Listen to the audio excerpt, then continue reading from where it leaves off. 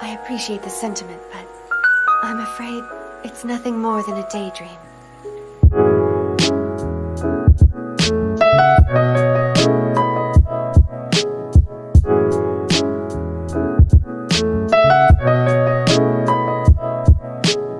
I hope that the rain will never stop.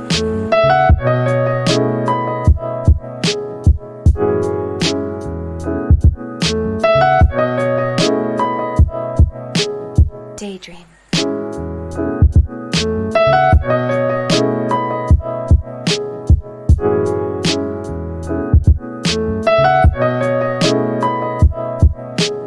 Oh, I see. So as soon as it stops raining, you...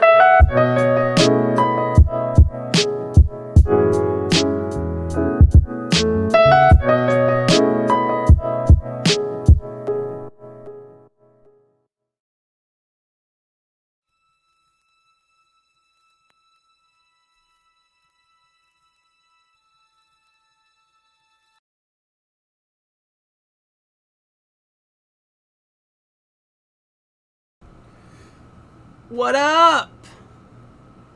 Look at all this room I have. Look at all this room I have.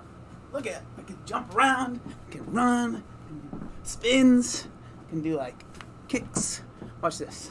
I can do a kick. Hey, whatcha? This is what I'm gonna do when people start saying stupid stuff in the chat. I'm like, whatcha? Get out of here! Get out of here! I need to chill out.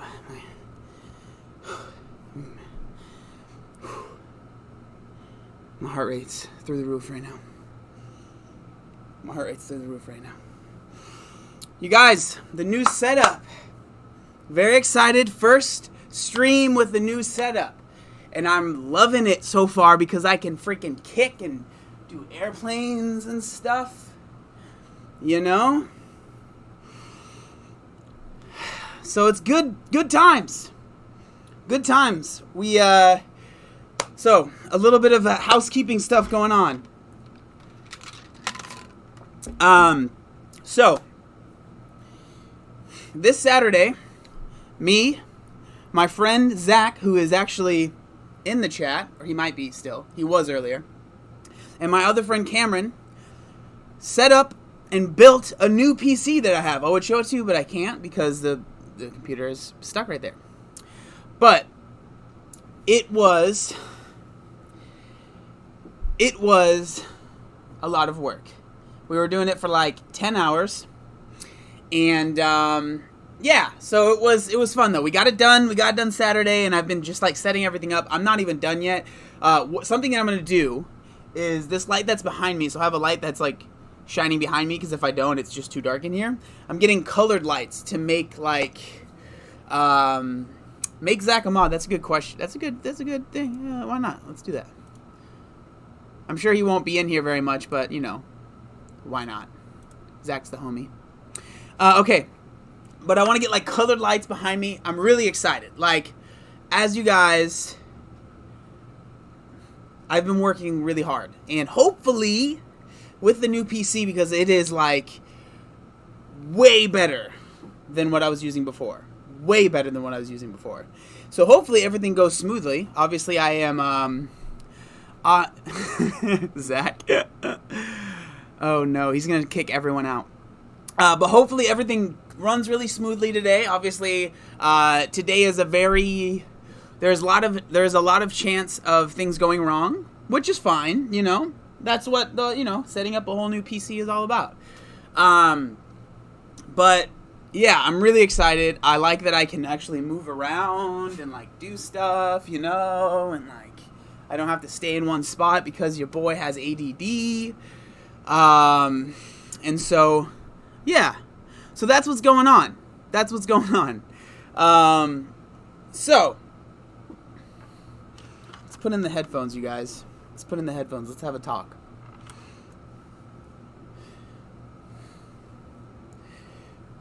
I need to get longer headphones, to be honest, because these are kind of short.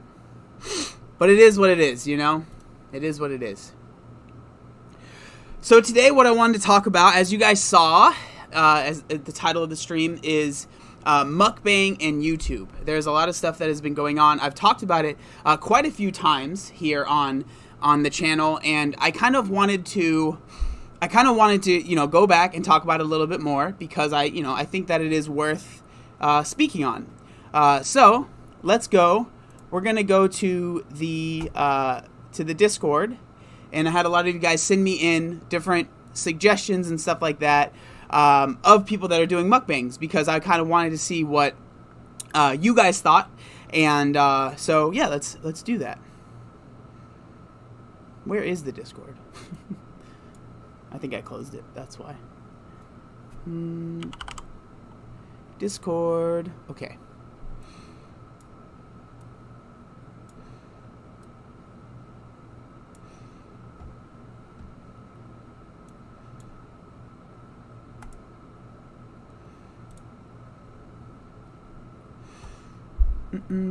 Here comes the Nikocado avocado nasty videos. Was there someone saying craziness in the chat? Oh yeah. Someone needs to boot that guy. I guess I can do it. I'm a big boy. Remove. No, I want to delete more than that. There we go. Cool. Okay, sorry. Sorry about that.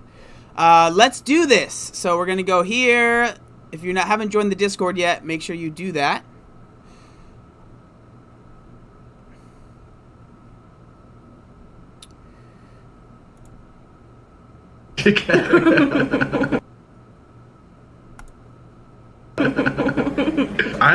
Okay.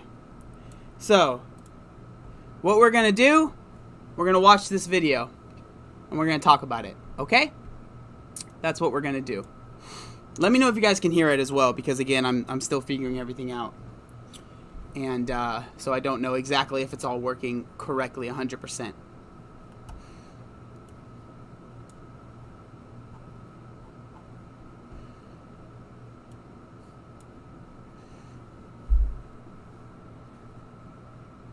Audio is good. All right, perfect. Okay, so the first thing that I want to say before we even start the actual, like reaction or whatever is, when it comes to mukbangs, I do think that there are different styles, and I think that there are genuine reasons why people will watch mukbangs. From what I've heard, people will say, we like to watch mukbangs because you know, we eat alone, and it's something that's nice to watch. Now, I do think that there has been things that have been taking too far, and that's kind of what we're going to talk about today. So this video was sent to me in the Discord, and I kind of wanted to kind of go over it and watch it and see what you guys thought. I'm about to change my channel name to Hungry Fat Boy. Hungry Fat Chicken, Hungry Fat Boy collabing together. Like them crispy? You have to roll me out of here, Candy. I know it. Hey everybody. Today I'm here with Nikocado Avocado. Hello. Hi, guys. And we're eating some pot stickers. So with videos like this, and I've actually talked about Candy before, which is this woman's name, and it's hard because a lot of people, like, when you talk about mukbang, when you talk about this stuff, they see someone that's her size, right? She's bigger, obviously, right? She's a bigger woman, and people are like, we can't.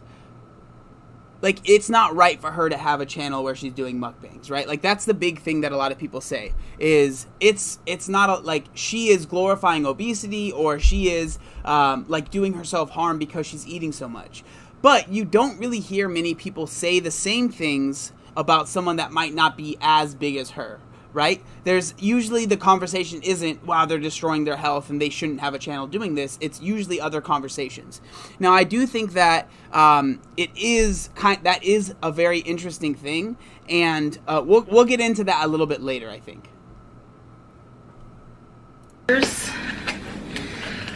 Ooh. Oh. Dumplings. You're right. They are like deep fried. Yep. Ish looking. Nice and crispy. Those look really good. And we have quite a lot of them. So. Oh, I'm so excited. So let's. I'll show you guys up close if you want to see. So I'm going to speed this up because this is... Ooh. So these are all the same flavor? Yep, they're all the same flavor. Okay. And we have pot sticker sauce. Oh, my bad. Oh, I'm hungry now. Sorry, Me guys. too. I was like a little hungry earlier, but now after seeing and smelling, you know. And What we I also have a couple of egg rolls. Oh, that's what they ended up doing. Okay. Yep. Nice. Are those veggie or meat?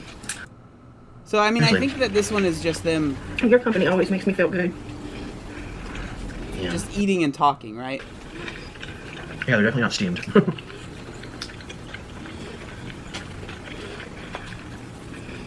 So this is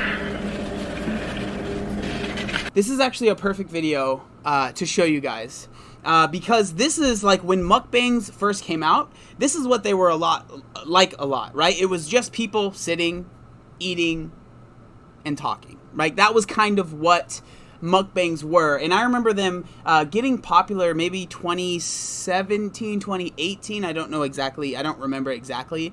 And I remember I had a few friends that were kind of like doing them, and I personally always felt really weird. Like, I don't even really like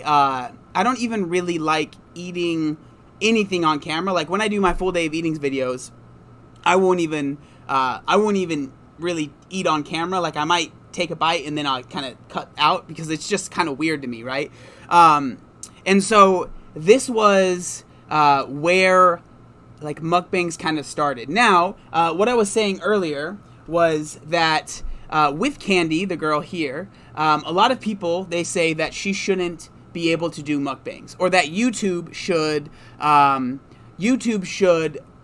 literally demonetize her, or even more so, people, like, some people will say YouTube should block her channel or shut her channel down. Now, I understand where people are coming from with that line of thought, but the fact is I truly don't think that YouTube will ever take a stand like that when it comes to mukbangs, or when it comes to her channel specifically, because if they were to do that, they would be saying this person is too obese, basically, to be able to make these types of videos, but these other people that aren't maybe as obese are allowed to make these videos. And so I really don't think that YouTube will will ever actually do anything as far as like completely demonetize Candy's videos, because they don't want to, basically they don't want to look bad, right? Like they don't want to like it's a lose-lose situation for them, I think personally. And so I kind of want to go over some different videos and talk about other things and kind of where these things have kind of like where they're going now, right? So let me go to the Discord. I know a couple other people sent in some other videos. It looks like someone sent something in from the doctors, but I don't really think I can play that because usually whenever I try and play videos from like actual TV shows, I get shut down like very quick. So here, actually, you know what? Okay, so I think that this is a perfect way I can segue into more of Nikocato's content and like how it's changed over time, because I think that like what you guys remember, think about what we just watched, right? Think about what we just watched, and I'm going to go into his most recent video. Hey everyone, it's me! Which is called Extremely Spicy Flamin' Hot Cheeto Noodles Mukbang and Recipe. Now this video is an hour long, so we're not going to watch the whole thing, okay? But I just kind of wanted to go over and show you guys how things have changed now. Nick Avocado! I'm so happy you're here because today I'm going to be showing you a special recipe. You guys don't want me to wear my glasses? Okay, I'll take them off. There you go. Now you can't see it in the light. This is my recipe. This is my famous recipe. I came up with it. Everyone else on YouTube that does the Cheetos noodles, they literally just crush up the Cheetos, and it's a little powder, and they shake it on top, and they call that, ew, gross. I'm going to show you how to make a good recipe that actually tastes good, that you can enjoy with your family. Click the link down below and book me on Cameo. We're here now. Don't pay me ever. Oh, yes, I do. I'm powdering my face. Oh, look, you shaved. Well, you made me shave because you said I look too fat if I didn't shave. You look fatter now. Your face kind of looks like a potato. Excuse me. What do you look like? You came here empty-handed. What do you need? Go get the what's this called? I can't even talk. Okay, so as you guys can see with just what I showed you,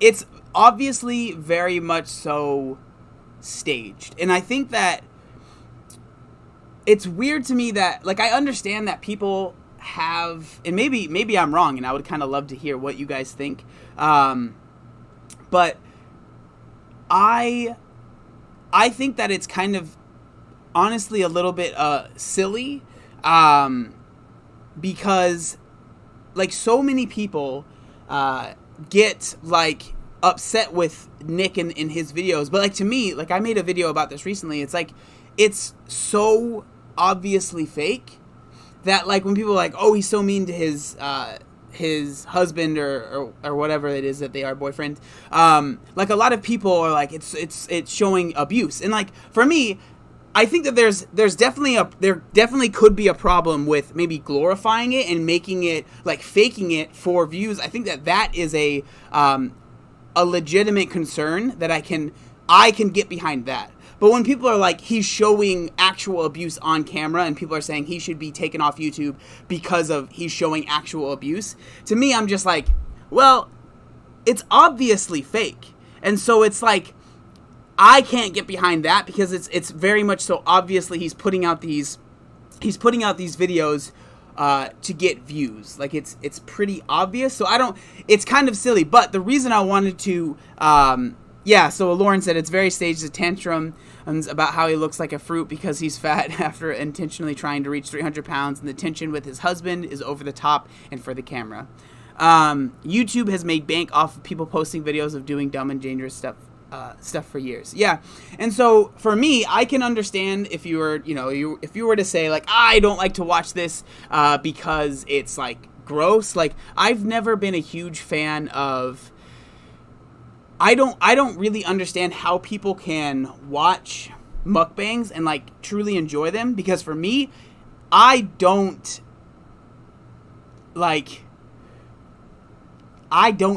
see the appeal. Like I really don't. And then especially when it's like crazier stuff like this, like with like insanely like huge like what?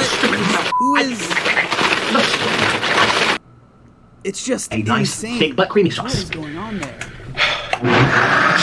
Jesus, Mary, Joseph. So it's like it's very much so obviously an act, but like I don't get how people can watch this and like it, you know, because like I know that a lot of people, when they started watching like mukbangs and stuff, like a lot of people always say like they like to watch it because when they were alone, they would like having someone to eat there with them, which I can totally understand. Like for me, when I'm at home alone and I'm gonna get some food, I literally always have to have some food with me, right? Like I literally always have to have something on, or some food. Did I say food with me? I always need to have something that I'm watching, right? And if some people like watching others eat, like I don't think just mukbangs in general are this terrible thing, right? But I do think that what they've turned into and how far they've started to go, I do think that can be dangerous, because again, a lot of people might see these videos and like think that this is like normal behavior, right? Or they might think that this is totally okay to do, or totally okay to eat this way. And in reality, like if you eat like this, and I'm not trying to be mean to Nick, but like he has obviously gained a lot of weight recently, right? One of my friends, now this is, I struggle with this concept or this topic because I have a really close friend of mine. We talk almost every single day. His name is Eric, or he goes by Eric the Electric. He makes videos of himself eating thousands and thousands and thousands and thousands of calories. Like he does those types of videos, right? And it's definitely like a weird situation, because here, let me go to Eric's videos. If you guys have never watched any of his videos, it's a very weird situation, right? So the name of this video that I'm looking at is called "I Ate the World's Unhealthiest Ice Cream Sundae," right? And then in the thumbnail it says like 10,000 calories or something like that, right? And so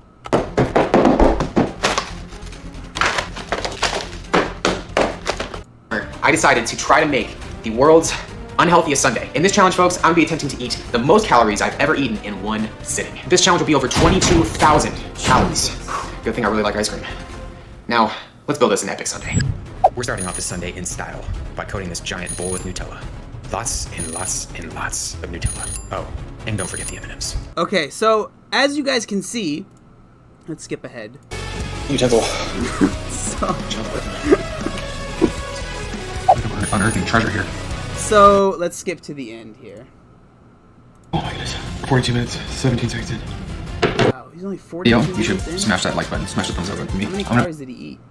I think he ate the whole thing. Wow. Just like that, everybody. Okay, so why I do think that this is like, I do think that this is different, but I can understand, and there might be people that are saying like I am not like, obviously Eric is my friend, right? Like he genuinely, I hang out with him all the time. One thing that I do believe is different between Eric and maybe some like mukbanger, like maybe like Nikocado Avocado, or you know, just these other people, is because you guys saw it at the beginning of that video. Eric was saying, this is a challenge, right? It's a challenge for himself. And I know Eric, and he actually, he rides his bike. Like he does hours and hours and hours of cardio every single day to make it to where he can eat like this. And as you guys saw, you can see, he's not a super big dude, right? Like he's a a very normal weight. Now he will be the first one, and I'll probably end up having him on the channel, and we'll have a conversation and talking.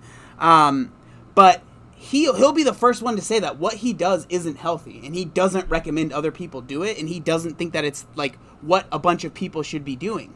He does it because, one, he's able to do it, right? And two, he literally, like, I think one thing that he does really well in his videos and through his other social medias is that he talks about, one, that this isn't healthy, and two, he talks about how he is able to eat that many calories and maintain his, low body fat, because he talks a lot about basically calories in, calories out. Being in his maintenance is he's burning so many calories, so he's able to eat that much. And so I do believe that it is different, but again, like, I can understand if someone saw his video and they saw a Nikocado video, they're gonna think it's the same thing. But for me, I do think that it is a little bit different. Now, would I ever do any of these things? No. I've had a lot of people that have asked me to do, oh, you should do a 10,000 calorie challenge, you should do XYZ challenge, right? And I'm not comfortable doing those challenges because I know for me, in the past, I was a food addict. And there are other people that might say that once you're a food addict, you never become not a food addict, right? You're always struggling with that. I don't necessarily believe that I am at that level. Like, I think that I have gotten over it, but I do. Why would I want to, play with that? Why would I even want to step on that line, right? I would rather just stay away from it and not at all try to even go there, right? And so, I don't know. So with me, like, with these mukbangs, with these challenges, with all of these types of videos, I think that there are problems, but I don't think that YouTube themselves can really do much, right? Because, like we were talking about Hungry Fat Chick, and a lot of people are even saying about Nikocado Avocado now, because he's gained so much weight, that YouTube should demonetize them or deplatform them. But I don't think that YouTube will ever take that stance, and honestly, I don't want YouTube to take that stance, because then they are deciding who is allowed to do certain things, and I think that is a place that they don't want to be, and they shouldn't go, I don't think. And so that's kind of what I think about the whole mukbang and YouTube situation. But yeah, so that's what I think about that. Let me answer some questions here, or do a little bit of talking. Whoa, that is full screen, is what that is. Amberlyn as well, even her hysterectomy, it's sad. I don't know what you're talking about there.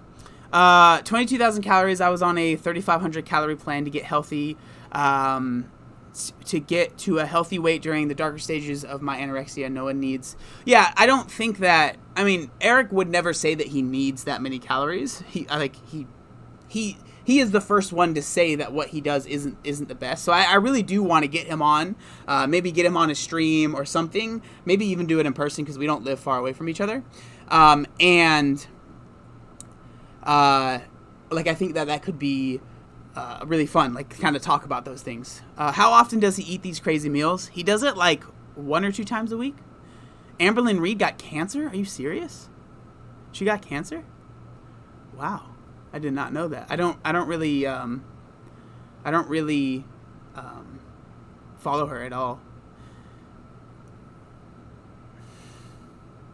He doesn't absorb all 22,000 calories. If he eats it in under an hour, half of it will go straight to the toilet. Yeah, I was actually talking to Zach. Me and Zach were having a conversation. I was like, I wonder how many calories, if you were to eat 22,000 calories, how much of that is actually being absorbed in your body?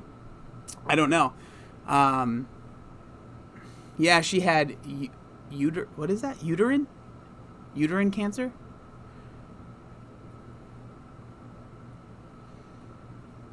Does she actually have cancer, or she thinks and thus has cancer? If it's legit, that's sad.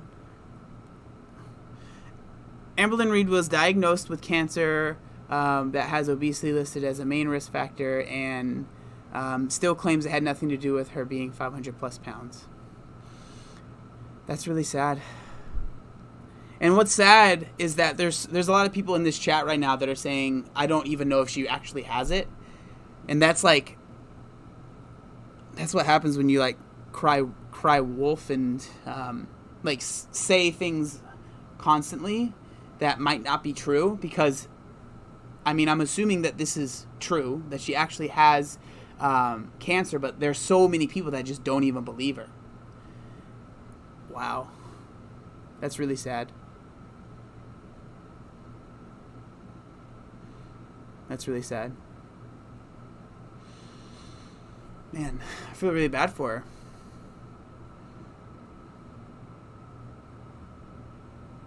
She has stepped back from YouTube a lot, so I think that's true. Wow.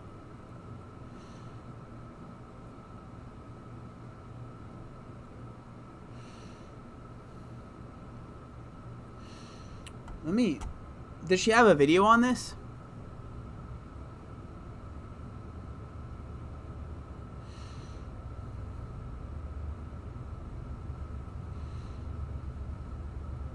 I honestly think it's best for her to get away from YouTube. Yes, she does.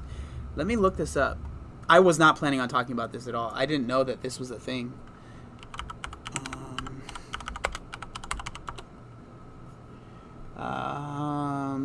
Which does she say? What's the name of the video? Cancer? Is that weird to type in? Huge cancer update. Is it this video that's just called I don't know what to say? I'm surprised you didn't know. I don't pay attention to other people really very much, to be honest. Oh my gosh. I don't know if I should watch this on stream, because that's kind of weird.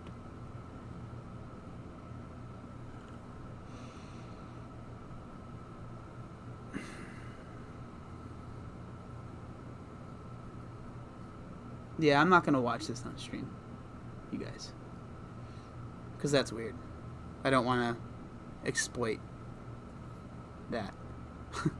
So, we're not going to watch that video. Sorry, I didn't... Wow, that got kind of sad. Well, I hope that she's doing okay. Has she been posting a lot? Yeah, she just posted an hour ago, so she's... Oh, that's really sad. Sorry I brought up Amber. It's okay. I mean, it is what it is. It's...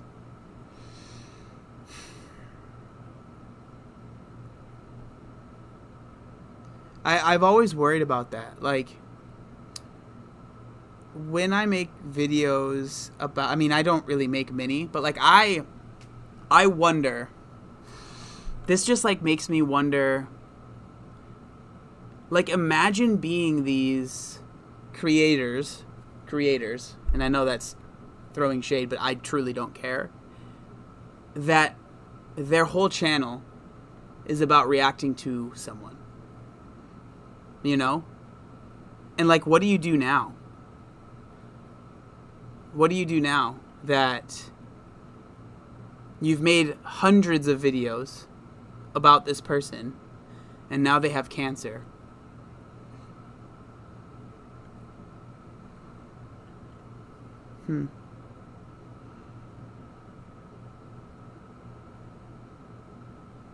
Man.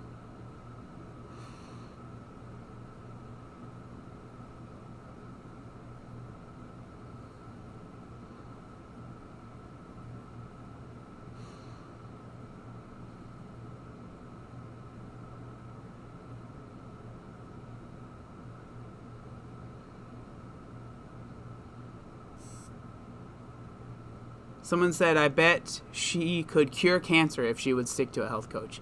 Now, I think that is, that's not how it works. Like, I think that people like to say that, and like, I do think that obviously not being really, really large is going to help you when it comes to not getting these diseases. But just to say, like, if she would have just lost weight, she wouldn't have cancer. Like, that is so unbelievably just short-sighted and just focusing on one thing. You know, like, yes, obviously I'm glad that I lost weight, and I really do think it's improved the quality of my life. But to sit there and see someone that gets cancer and then say, well, if you would have just lost weight, you wouldn't have got cancer. Like, are you kidding me? Like, are you kidding me? That's ridiculous. Like, that makes me so mad that people think that way. It's not that simple. Like, yes, obviously it probably didn't help. But to say, well, if you would have just not gotten as fat, you wouldn't have cancer. Like, that stuff is stupid, man. Like, I understand being concerned. I make videos about this stuff all the time. But, like, I would never make a video after someone said that they had cancer and then say, well, if you would have just lost weight, you wouldn't have cancer. See, what I said was right. That's so ridiculous.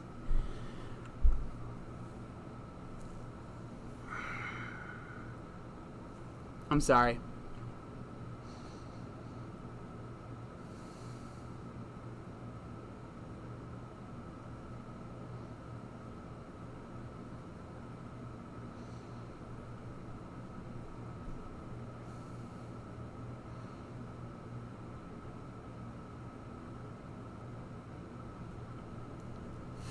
This stream is very strange.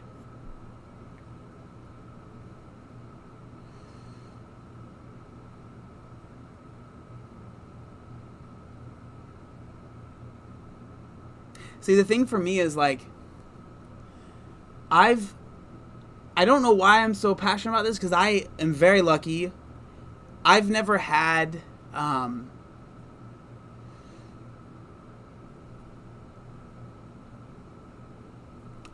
anyone in my family really, really close to me, like, die from cancer. That I can, like, think of. Like, really close. But, like, I understand, like, being critical of people. I'm critical of people all the time, right? But, like, to sit here and, like, look at this person. Of course, there's so many flaws that Amberlynn Reed has. I've talked about them in videos, right? But when I see stuff in my chat of people saying, well, if she just would have lost weight, it's just not that simple, man. Like, it's like I've said so many times, losing weight is not a silver bullet that's going to solve all your problems. Again, do I think that her life would be better and would she be healthier if she didn't have as much weight on her? Yes, of course. But I'm not going to sit here and say you have cancer because you're fat. Like, that is not the same thing.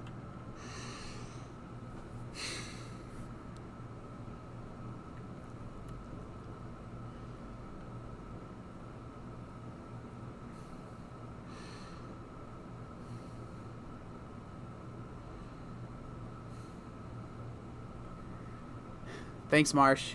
Yeah. She lost almost 100 pounds. That's awesome. I haven't, obviously, as you guys see, I haven't been keeping up because there was just no point.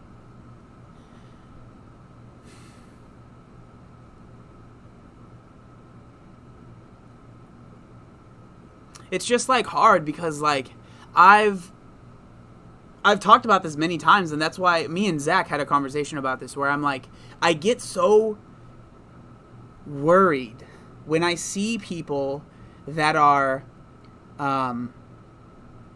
starting a weight loss journey and posting on social and like posting on YouTube, and they get a following, because it can turn so bad. It can turn so bad. And so, like, I want her to, like, see results, but at the same time, like, I wish, and I know why she's stayed on YouTube. It's because this is how she makes a living. So it's like she can't just leave because then she has no money. So it's just hard. Like, you can't just tell someone, just get off YouTube, right? It's just not that simple.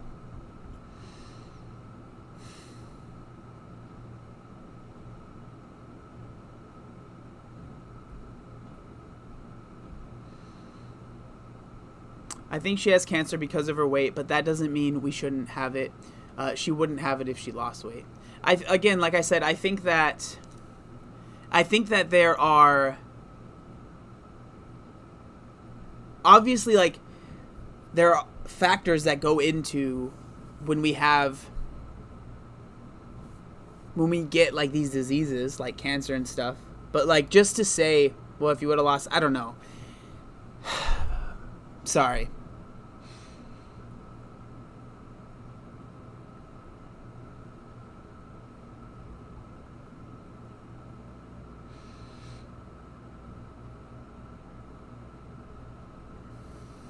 It's because people always have a solution to other people's problems. Stay the way you are. You rock. You're so nice and understanding. Well, thank you very much. And I appreciate the super chat.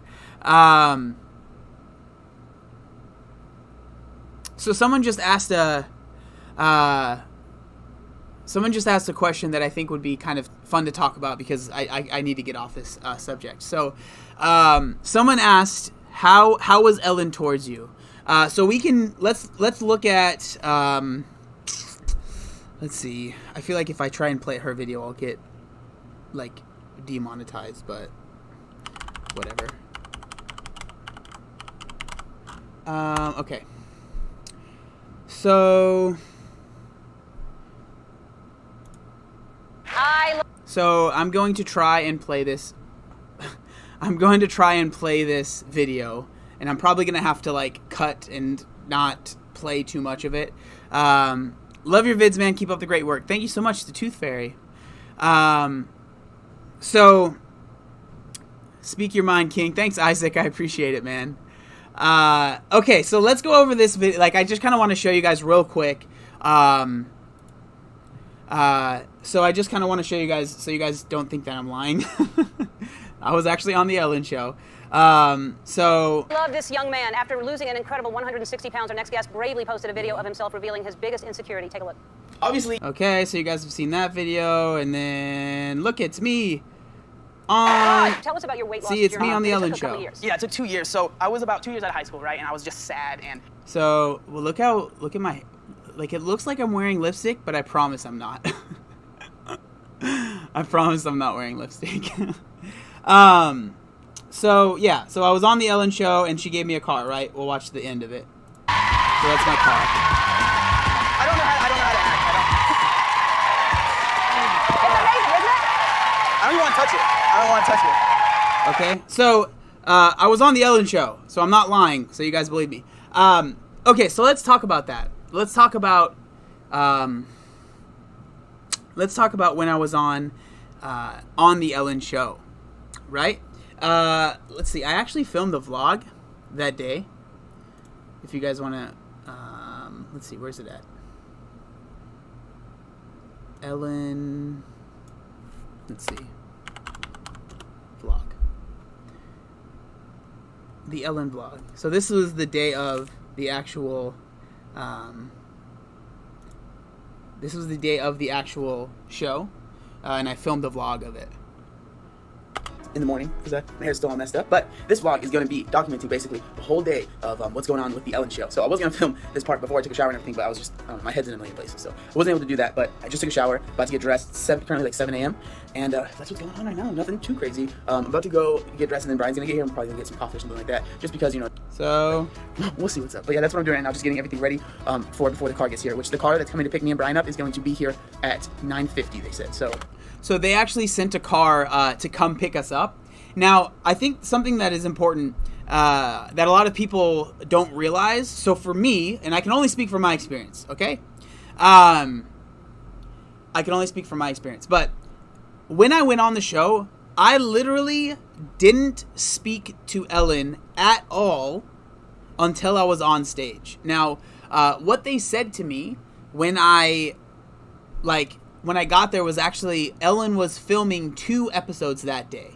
So there was 2 episodes being filmed in the same day, and so they said like that's why you're not going to meet her before, and they were like, we want to keep it authentic, like we don't want you to meet her before and then go out and like meet her like for the first time, but not really when you step on stage. So they're like, we want to make it as real as possible, like when you step on when you step on stage, we want it to be the actual like first time that you meet her. But they actually had a car drive down because I live in San Diego. They drove down and picked us up and then drove us up to LA, and so that's kind of what happened. So let's watch a little bit. Anything, so figured I might as well go to Starbucks, probably say hi to my coworkers because I'm sure they want to talk to me because they usually do. So that's what I'm doing now. Probably gonna get what I always get, which is an iced coffee with 1 pump cinnamon dulce, 1 pump white milk, and some 2% milk. I'll show you what it is when I get there. Those are my coworkers that I worked with at Starbucks. This was the Starbucks that I used to work at back in the day. All right, you guys, so I just got done at Starbucks as you saw them all saying hi to me. I ended up actually getting a hot coffee because it's pretty cold here still. So I just got hot coffee. There's a little bit of sweetener in there and then just a little bit of 2% milk. So that's what I'm going to drink. And then I put a little bit of ice in it because it's way too hot when I first get it. So I'm going to drink this. I'm probably going to drink this pretty fast because I put too much ice in it, so it's already almost cold. So yeah, that's my friend Brian. Dude, those people are really excited to see you. Dude, I love my Starbucks. They're awesome Starbucks. My people that work at Starbucks. Okay. I'm going to put my stuff in the back of this car. They wanted me to bring a lot of extra clothes, so I'm going to do. Very nice. Yeah, but man. So this was the Water's on car deck, that we were in. So on our way now. All right, so we've been on the road for like, what is it, an hour and a half, 2 hours? Yeah. And we just stopped to go to the bathroom. He needed to go really bad. I am not really that worried, but I'm probably going to pick up like a protein bar, something to eat. Let's see what they have here. They might have, they have Quest bars.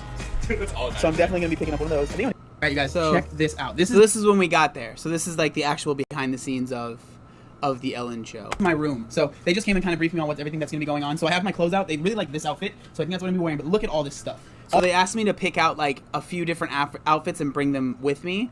And so they liked everything that I brought, and they actually didn't even change my hair because they said that your hair looks nice. See all this stuff? They said you can. Do you miss being a barista? Yeah, that's probably the job that I miss the most, just because like I really had a lot of fun because you actually are able to talk to so many people, right, when you're making drinks and stuff. So yeah, it's really, really nice. Do I still have the car? Yep, still got it. You can literally take all of it home when you're done. Throw it you in can your throw bag, it in your take bag, please take it. So cool. And then obviously we got the nice like mirror that shows all your insecurities. And Selfie mirror right here. this mirror is hot. Did you show me the light? Yeah, look at all those lights. Woo, it's like there's heat This day was like unbelievable. Do I still drink Starbucks? Yeah, I still drink off of Starbucks. that. And then I get my own little bathroom, man. This is sweet, dude. Like I was not expecting all this. So they want me to try on that outfit right there. So that's what I'm gonna do now. And they also gave me some sweet underwear, you guys. I still have those underwear. So I'm gonna wear those. Not really. And then they gave me they gave me a shirt, but it was a medium, so they said they'll bring me a large. So that's what's going on. This is behind the scenes, man. You should wear these on stage. That's it. And introducing John Glad. All right, guys. So this is the first outfit that I went with. So we'll see if they like it. Because if you don't see this outfit on the Ellen Show, then I don't know how to dress because they need change. So let's see if they like it. All right, guys. So I'm not sure if you can tell, but I just went to makeup and they hooked me up. I'm like perfect. Boy, look clear. Looking like a model. I know. Bro, we need to hook you up. Just hook me up and not even be able to go. She's like, can you make this go away? Can you make forever? Yeah, we can do that. But yeah, so I'm just waiting. We just kind of went over what we're gonna be talking about, and then he's gonna come back and we're basically gonna like rehearse. So I worked with like two different producers. There was one person that I like spoke to via over like emails and like had calls with, and then when I got there were like two different producers that I was working with. But I don't think that they were like the big producers. So there's like a lot of controversy with some of the producers. They're saying like they were kind of like being misogynistic and they were being like really sexual with a lot of the women that worked there, or just the women that were there. The people that I worked with, I don't think they were like the main producers, right? Because I was just a regular person, and I'm assuming that those people were probably with like, you know, the big talent. So the big talent that was there the week that the episode that I filmed was One Direction. This is when they were like super popular. So again, it's not like I met them at all. I saw them. They came on stage and then they walked up the stairs, and I was in the crowd at that point, and they all kind of stopped and shook my hand. But so I didn't work with any of those big producers that there's like been stories about. It was mainly just kind of like really low level, I think, like producers that were working at the show at the time. Everything not exactly what I should be saying, but bullet points and stuff like that, just so everything goes really well, and that I don't end up rambling too much, and we're not able to get to all the points that they want to talk about. So that's kind of what's been happening now. We're just kind of waiting. Woo! I'm excited. Okay, I just got back. I just filmed everything, and it went really well. And I'm so blessed and honored to be on this show. Like, I couldn't have asked for more. They gave me a car. They gave me a brand new car. I was on the show and we talked, and she was like, well, we want to give you a gift, but we don't have enough time right now. We'll talk to you later in the show. And I was like, oh, okay, like, whatever. I didn't come on the show for a gift, you know what I mean? And everyone that thinks that I was going to get, like, the surgery, that's not what happened, you know what I mean? So she said, we got you a new GoPro to film your videos in. But then she said, well, we see you driving around in your car a lot. And, I mean, you're driving a 99 pickup, like, that has 100-something thousand miles on it. We don't want you driving that. And she these big double doors open up, and she gave me a brand new Ford Mustang. Brand new. Like, I was blown away. Like, I remember people, like in real life that I knew, they would keep asking me about it, and even like there were comments in my YouTube videos, because obviously I was still making videos at the time, and like people were like, I knew you didn't actually get a car, like it's all fake, they were lying, but it's like, it just takes a while to actually get it. So basically it was like 2 months or more after the actual show, my local Ford dealership called me and said, hey, we got all the information, like, do you want to come in and look at cars? And I was thinking, okay, it's still gonna be a long process and it's gonna take forever. I literally went that day, picked up the car, and drove it home that day. It was insane. And I remember the whole time I was there, I was like, there's no way this is real, because I actually used to work at a car dealership. I was a car salesman. I was very bad at it. It's my least favorite job. I cried like a bunch of times when I was working there, because my bosses would just scream in your face. But I remember there were times where the bosses would make, yeah, I did have to pay taxes, but they actually give you a check to pay those taxes. So it's kind of weird, but yeah.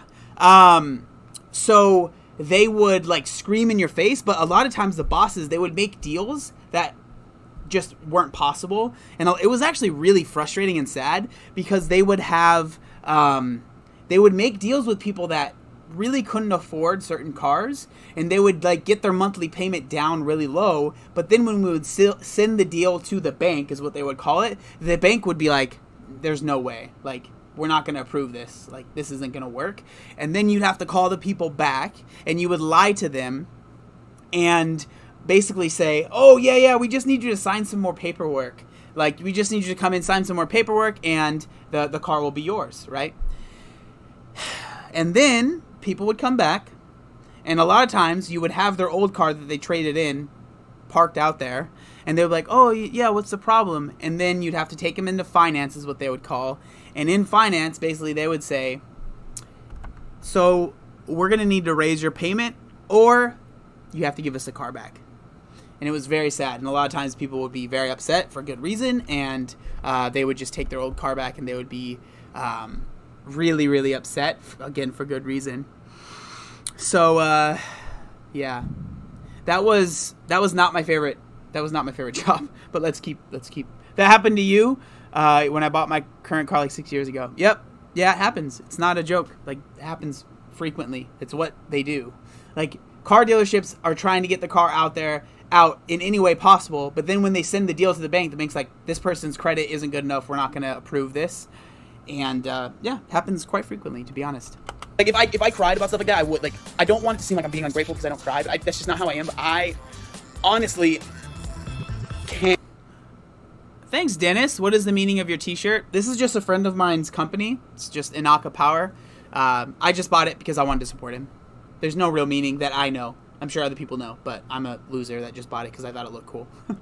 I'm not grasping it yet. Wow. So what's going on right now basically is we're waiting. We're going to do a post-show interview with like the local news, and then it's probably going to be, they said they're going to fill out some forms about the car, about the show, and then we'll be driving back down. But I'm surprised I got all this work up. I can barely stand right now. So it's better than we could have imagined this morning. Yeah. Oh yeah. Our driving, and it took about like 3 hours to get back. That was rough. I was like, we didn't stop at all on the way back. I mean, that was pretty much it. There's not really much else to say. But like I was saying, so when I went on the show, and so this is actually something that was funny that happened to me. When I got the car, a few weeks later, the dealership called me and said, hey, they said, hey, we need you to come fill out some more paperwork. We missed some things. And I remember the whole time I was just like, oh, I knew it. I knew it. This was going to happen. I knew this was going to happen. I knew that there was no way that I was actually going to be able to keep this car. And all I really actually was doing was filling out some more paperwork. And so that was cool.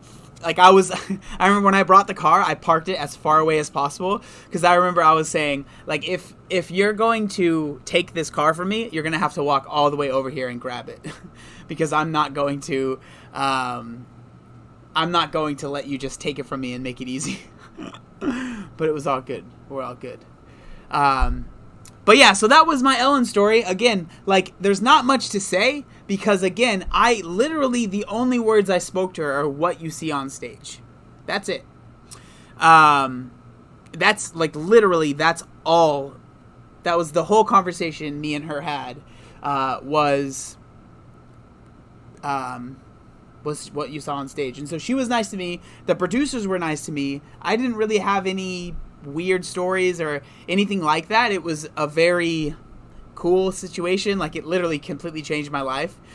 Yeah, so that's my Ellen story.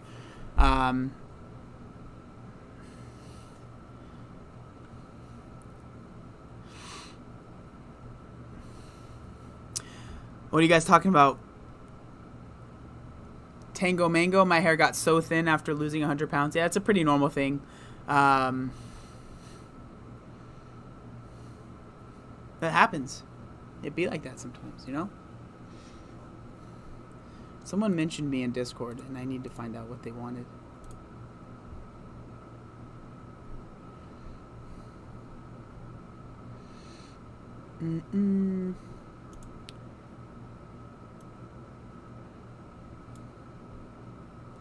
Do you go live every single day? No, what I'm trying to do is Monday, Tuesday, Thursday, Friday. But it's gotten a little weird because I can't really, everything's been kind of strange right now. So I haven't been able to do that.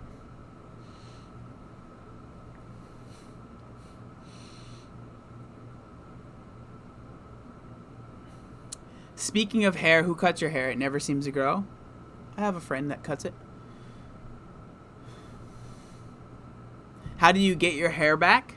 I would assume that just eating, so what happens when people are like they struggle with hair loss and stuff like that is because they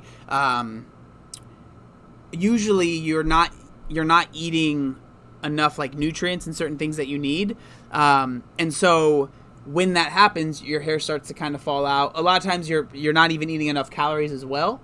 And so normally when people kind of decide to start eating a little bit more, they naturally kind of start getting, some more, like they're getting more calories, so they're getting more nutrients. And a lot of times that helps. But that's why it's like, don't just go into losing weight. And it actually happens to women a lot more than it does to men. As far as Zach 420, you're such a stoner. The doctors just gave me a suit. I got ripped off. Yeah, you should have been like, bro, where's my car at, dog? What the heck? Yeah, I forgot what I was saying because Zach threw me off my game. How does libido change with weight loss? I didn't have any issues before. And I didn't have any issues now. So I can't really say for me personally.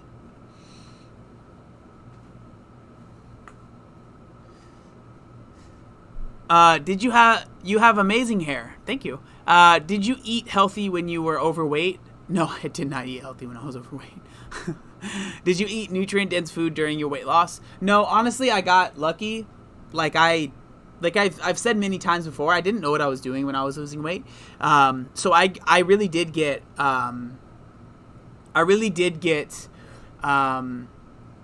lucky with that because there was definitely times when I was under eating significantly. Like the worst thing that happened when I the thing that started really scaring me when I was at my biggest when I was losing weight and I was really, really, really getting low calorie was I started literally, and I'm not exaggerating here, okay?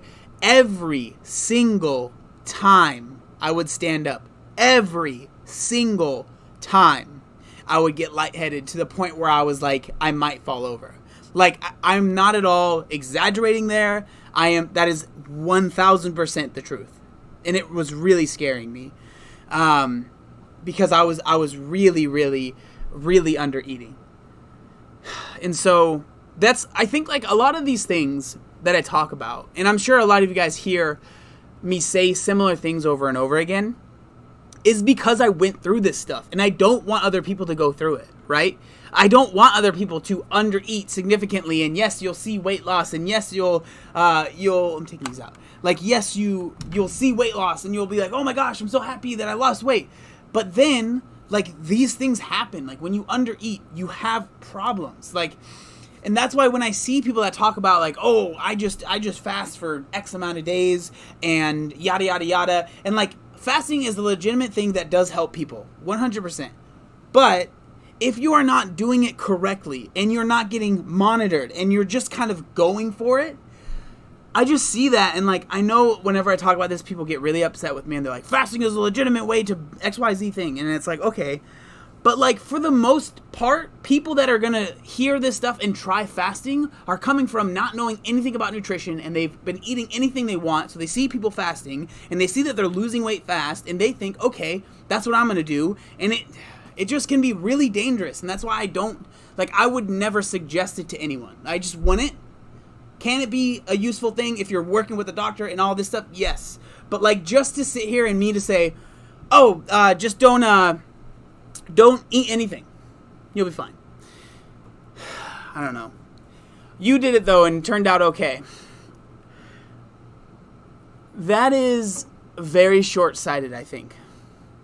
Like, just because it worked, I don't even say that it worked for me, but, like, just because I didn't, like, completely fall off the wagon, I don't think that that's a legitimate way to be like, oh, yeah, you should just do what I do. Like, I think that if anyone that's worth their salt in, like, actually giving advice, if they know that the way that they did something wasn't optimal and the way that they did something could have caused a lot of damage, but then they still say this is what you should do and this is the best way to do it because it's what I did, I think that that's silly. Like, if you actually learn, like, you should learn from your mistakes. And I truly do think those were mistakes. So for me to make these mistakes and then be like, you should also make these mistakes because it worked for me, that's silly. Like, that is really just not at all, like, that's, like, not learning from your mistakes and then just, like, being like, other people should do what I did. Like, that's why I say don't do what I did, and I try and show people a different way and a better way. Sorry.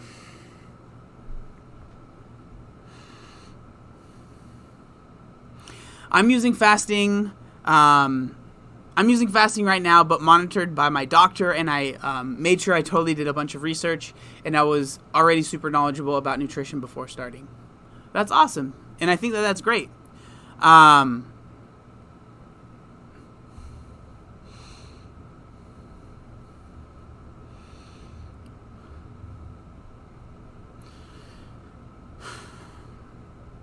Fat loss first or build muscle first? I need to increase my protein for muscle building, but find it hard to get those proteins in under calorie limit ideas. I think that, Josh, like, I think that it's, like, stressing too much about that. Like, just eat in a deficit, make sure you're lifting, get in a good amount of protein, but you don't need to be hitting, like, a pound, like, a gram of protein per pound that you weigh. Like, if you're eating, I know who Josh is. I know that you're in the Discord. We talked before. Like, if you're eating 150 grams of protein, even 130 grams, like, you're going to be fine. You're going to be fine. And so I would focus, like, especially because I know you're a bigger guy, focus on losing that weight first before you're worried about optimizing your muscle gain. Like, I really think that that's a much better plan of attack than just, like, than trying to do both things, you know?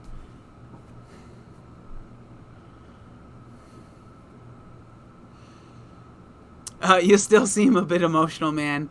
I don't think anyone here would be upset if you took a moment, just saying. I'm all right. I'm feeling better. But, I mean, there's nothing wrong with being emotional.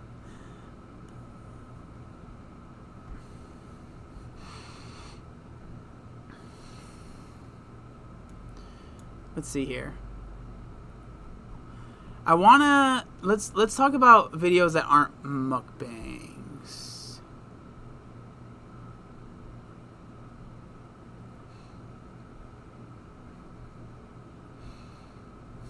Okay, this looks interesting. It's from my man Dr. Mike.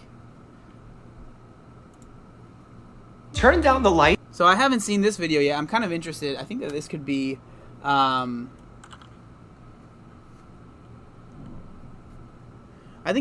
interesting. I haven't seen this video yet, but the title of this video is Doctor Fact Checks Popular Weight Loss Tips, and then a Noom review But it looks like, if you guys can see, it looks like this video is sponsored by Noom. So I don't know how. I don't know. Lights and turn up some music while you eat. These environmental distractions will take your attention away from the food. Turn your house into a rave while you eat. Get a giant bear chasing you around so that you don't have enough time to put the food in your mouth. What kind of advice is this? For those of you who are looking to be at a healthier weight, the internet has no shortage of weight loss advice. Well, in this video, I'm gonna take some of that advice and put it through a lie detector. I haven't seen this yet, by the way, so this is my first time watching it. And find out what's true, what's not, and what's kind of in that middle ground. Let's give a huge thank you to Noom for sponsoring this video. Let's get started. What was that? This video? Is your hero? And find out what's true, what's not, and what's kind of in that middle ground. Let's give a huge thank you to Noom for sponsoring this video. What was that? Oh, Dr. Mike's a good looking man. I'm gonna say it every time I watch one of his videos. It's not fair. Get started. Drink black coffee. This will boost your metabolism. Well, look, caffeine is a stimulant, so it could potentially boost your metabolism. But why I like this statement is because black coffee means that it doesn't have excess calories from sugar, milk, creamer, all of that. Black coffee is disgusting.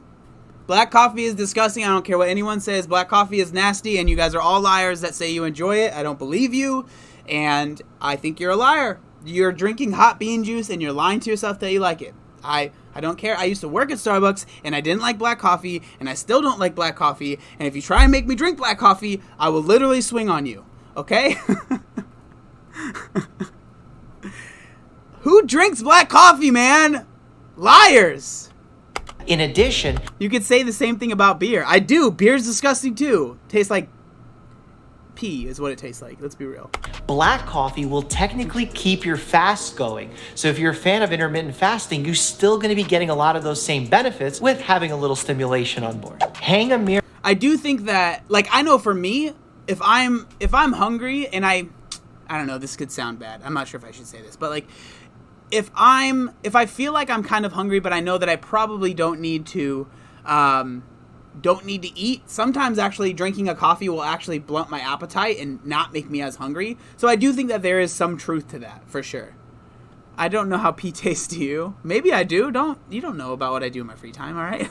Mirror in front of your dining table. Studies show watching yourself reduces the amount of food you consume. Hang a mirror in front of your dining table. Studies show, dude, who would do that? Could you imagine could you imagine?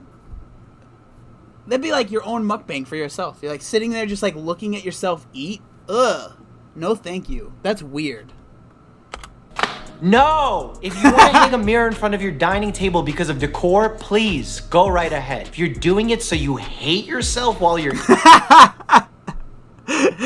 Black coffee drinkers probably eat tree bark. Yeah, they said it tastes just like beef jerky. That's what they say.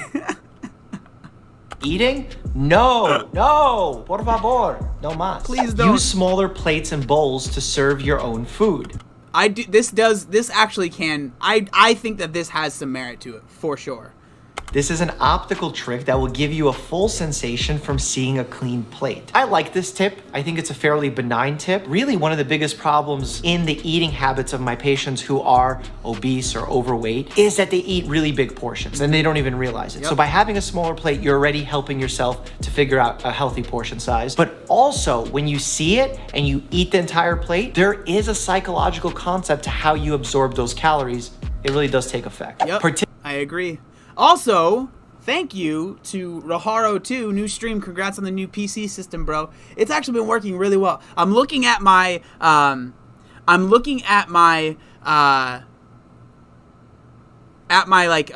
OBS, which is the thing that you use to stream, and I haven't dropped a single frame this whole stream, which makes me very happy. And I think, what am I streaming at? Let me see. What am I streaming at? Output. I'm streaming at 1080p. 0 drop frames. That's awesome. Makes me very happy that I built the right PC then. Okay, sorry, let's keep going. Participate in intermittent fasting, though it may also reduce muscle mass. This is controversial. Intermittent fasting is a, whenever I talk about this, people get mad at me, so I'm always scared. I'm like, I don't fast! Ah! Don't hurt me! Ah! For some, like myself, intermittent fasting works great because you're eating in a very specific window, meaning that you're not eating for 16 hours of the day and you're only eating in a time-restricted 8-hour feeding pattern. You're gonna eat less calories. I agree with that, but the thing is, and I'm sure he's probably going to say it, is that it absolutely can be dangerous. It really can. Also, if I could have one of the mods plug the Discord, because I want you guys to watch it. That's just the nature of eating in a smaller window. That being said, some people actually get a disordered relationship. Call me Dr. John, you guys. Call me Dr. John.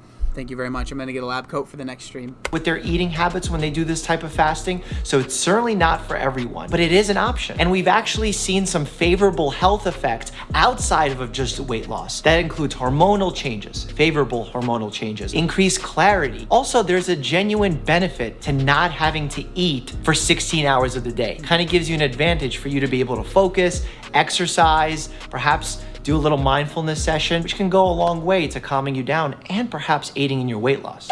I think that, so intermittent fasting is interesting because it can be so useful, but the reason now I'm kind of worried about ever saying, oh, you should try intermittent fasting is because my sister-in-law actually found out she was diabetic because of intermittent fasting. Because the not eating for so long messed up her blood sugar. She was already diabetic, so it's not like intermittent fasting made her diabetic, so I'm not saying that.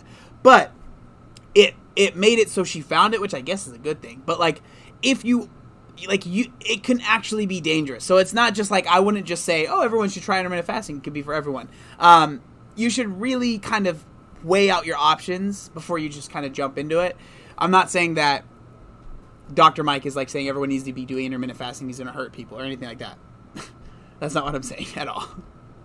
I mentioned Noom earlier, and for those who don't know, Noom is much more than a weight loss program. Oh, here comes the ad. Here we go. Let's see how he does the ad. It actually combines the power of technology with the empathy of real-life human coaches to use science to help you change your behaviors, to have a healthier relationship with food, ultimately resulting in weight loss. What's great about Noom is it leans on the knowledge of psychology and cognitive behavioral therapy to help you build habits that stick in order for you to get to a healthier weight. He's doing a pretty good job. I kind of want to download this app now. No complex exercise routines or food restrictions here. And because Noom focuses on your personal habits and behaviors, you're more likely to keep the weight off that you've lost and maintain that healthy weight. When I talk negatively about crash diets, it's because most people, when they lose the weight, they do it in an unhealthy way and end up gaining that weight back anyway. And outside of even weight loss, Noom gives you tremendous insight about why you do the certain things you do. What are your motivations for specific behaviors? Remember, that type of knowledge is crucial to living a healthy lifestyle. I have tattooed on my body, know thyself. And Noom we need to see the tattoo, Mike. I don't believe you. Helps you know yourself. Replace your normal high-calorie protein intake with whey protein powder. I don't agree with that. This one, I am hesitant to recommend to a lot of folks. I would actually say the opposite. So if you're trying to lose weight and you are drinking a lot of protein powder instead of actually eating food that has that protein in it, like chicken breast or something like that, that probably is going to give you more bang for your buck. It's probably be a little bit cheaper. Protein powder is cheap if you're looking at it like per gram of protein, but it's going to be like, it's going to keep you fuller, right? Eating a bunch of calories or protein from like chicken breast and you're chewing it and actually eating it versus just drinking a shake. There's nothing wrong with drinking protein, and if you really like struggle eating enough chicken breast or whatever to eat your protein, then 100% I don't think there's anything wrong with drinking it. But if you feel like, oh, I'm drinking this protein shake but I'm still really hungry and I'm not able to, like, I'm overeating every day, maybe don't drink that protein shake, right? I'm not a huge fan of getting my protein needs from supplements.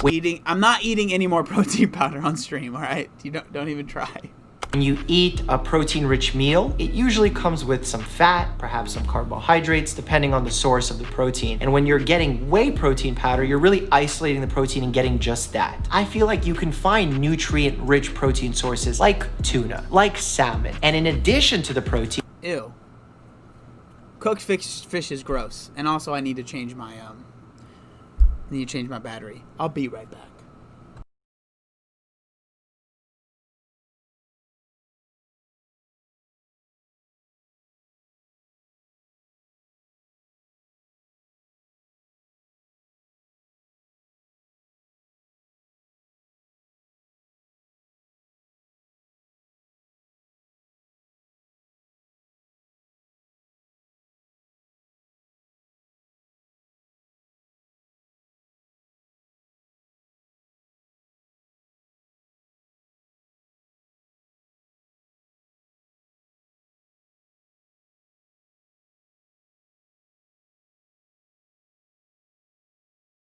I'm back.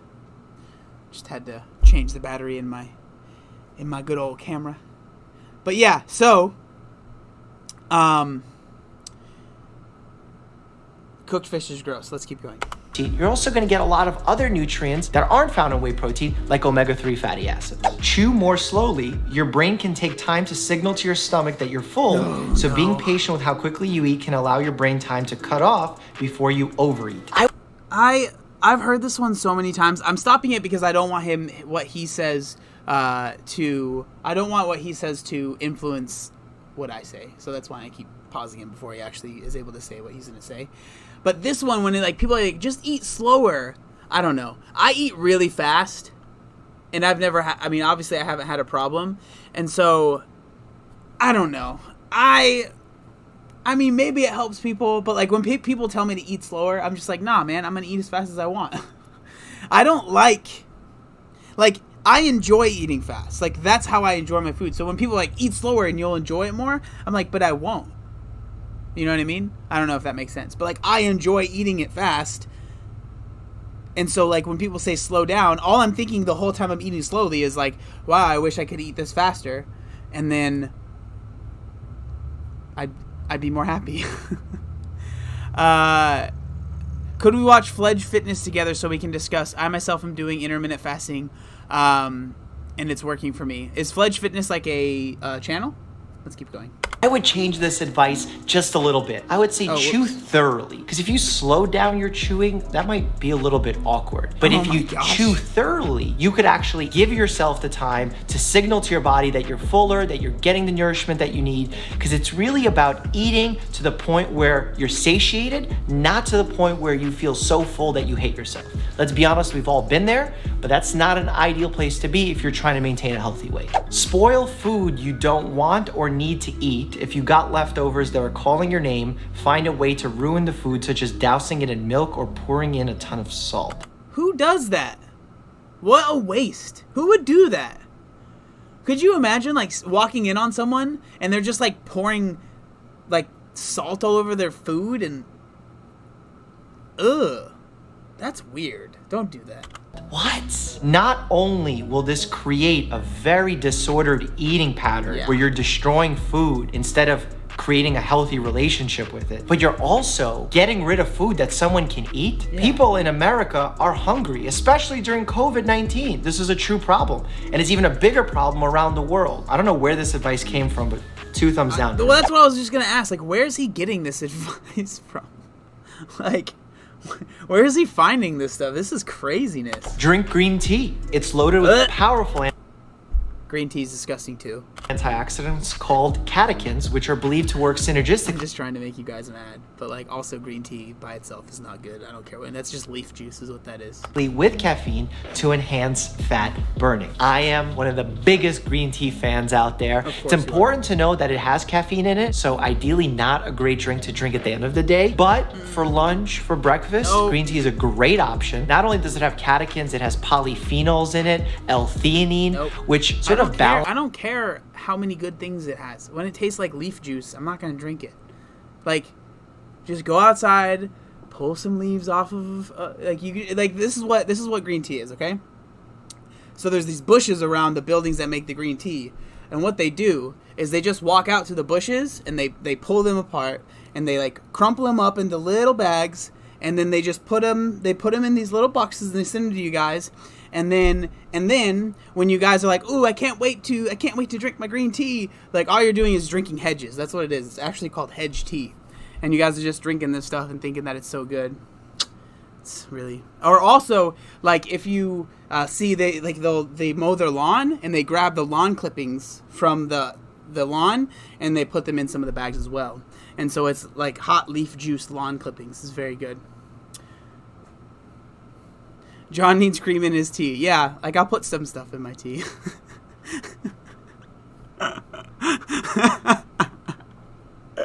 I'm just kidding. If you like green tea, you can you can drink it. But I'm not gonna drink it. I don't care how healthy it is. You're not gonna make me drink green tea by itself. It's not happening. Balances out the boost that you get from the caffeine stimulant, but also gives you that calming effect on your mind. Now, whether or not green tea will actually boost weight loss, it's not going to be a magical effect that you see here. In fact, I've seen a lot of companies try and do something shady like, oh, our supplements have green tea extract and that's what helps you. Yeah, that's super shady. I don't like when people do that. Burn fat. Don't go that far. Interval training. Short bursts of intense exercise followed by longer stretches of mild exercise. This is like the HIIT training, high intensity interval training. This is my favorite HIIT exercise. That's high intensity interval training. You go all out for 30 seconds or a minute, and then for a minute, 3 minutes, 5 minutes, you do really mild, light intensity activity. 1, it promotes weight loss. 2, it promotes muscle building. 3, it also improves heart rate variability. When you start exercising really quickly and you go full on intensity, your heart rate should go up to compensate. But you just haven't had green tea. Haven't had good green tea? Maybe I haven't. Also, what are those? Rubies? Only thing I'm hitting is the weights. But then when you do light intensity exercise, your heart rate should be able to settle back down. As you do this more and more, your heart's ability to calm down in that period of light intensity will improve. And what we've actually seen in scientific research is improved survival in individuals who were having heart attacks if they had good heart rate variability. It's a true survival benefit. So this is interesting because I don't necessarily disagree with what he's it's the Russian ruble. Okay, I'm sorry, I'm the stupid American. Okay. Also, why am I sweating? Because it's always hot in here, but also I'm just oily and I'm not actually sweating up here. It's just my skin's oily. Okay, so stop hating on me. But if like high intensity interval training is what I do all the time, I really like it, but I think it's important, and I wish he would have said something about it. It's not 100% necessary. Like if you can't do HIIT, right? If you're so big that you literally can't do high intensity interval training right now, it's just not an option. Like doing LIST, which is low intensity steady state, I think that's what it is. Low intensity steady state like cardio. So going on walks, that's also effective. And so like I think it's important when we talk about this stuff to also be like, if you can't do that, this is still a good option, right? I think that's important to say because there are a lot of people that have lost a lot of weight that don't do HIIT training, and it's totally possible to do that. So that's like one thing I wish he would have said there at least. Get used to and accept the feeling of being hungry. You can't lose weight without enduring hunger, so recognizing and normalizing that feeling is important. Now, ooh, this is an interesting. I think we might. I wonder if we would disagree with that, but like I do think that.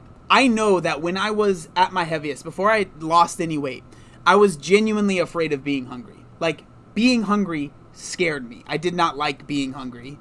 And so, I do think that this, maybe the way that it was worded wasn't the best, but being like, if you are hungry, it's okay to be hungry, right? It's not like this terrifying thing. So I do think that maybe normalizing it to a point where you're not afraid of being hungry, I think that that's a good thing. I'm kind of curious to see what he would say. Not true.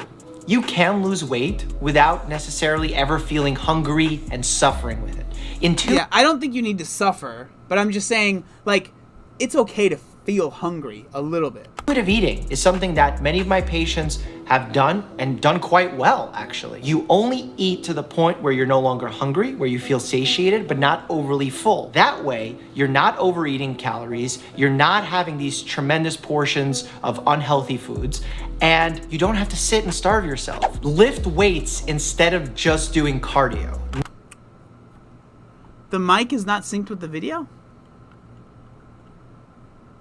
Has it really not been synced this whole time and no one said anything? What the heck?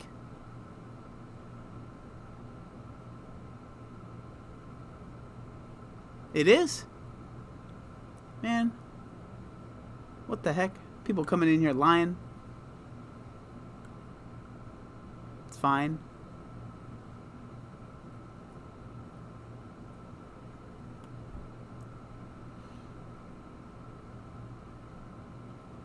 It's synced for me, it's synced. Huh.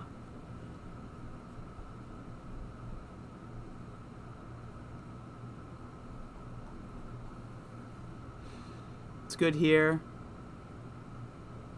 Synced? Okay. Well, it seems to be okay. Alright. It's slight, but it's not that big of a deal. Hey, Bam. Do I know you? You have a check mark. What kind of videos do you make?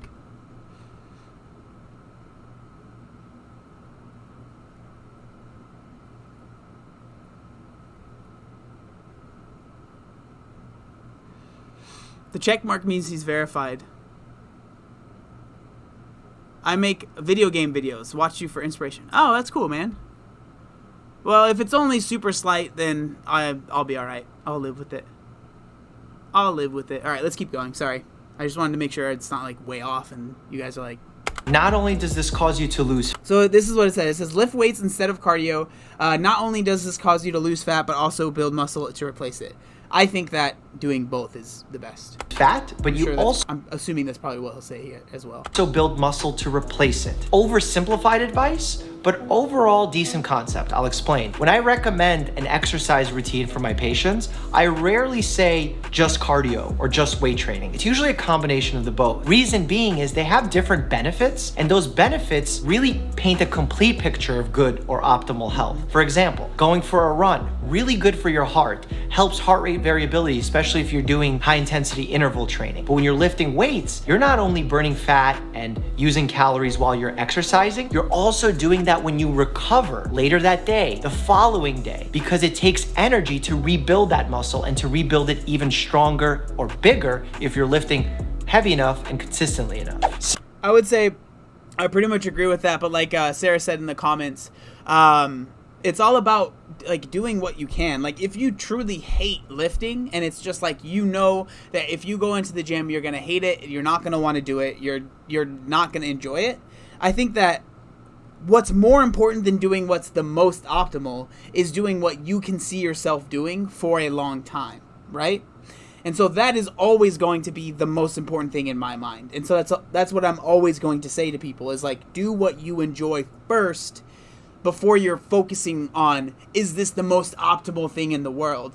Because just because it's optimal doesn't mean that you're actually going to do it.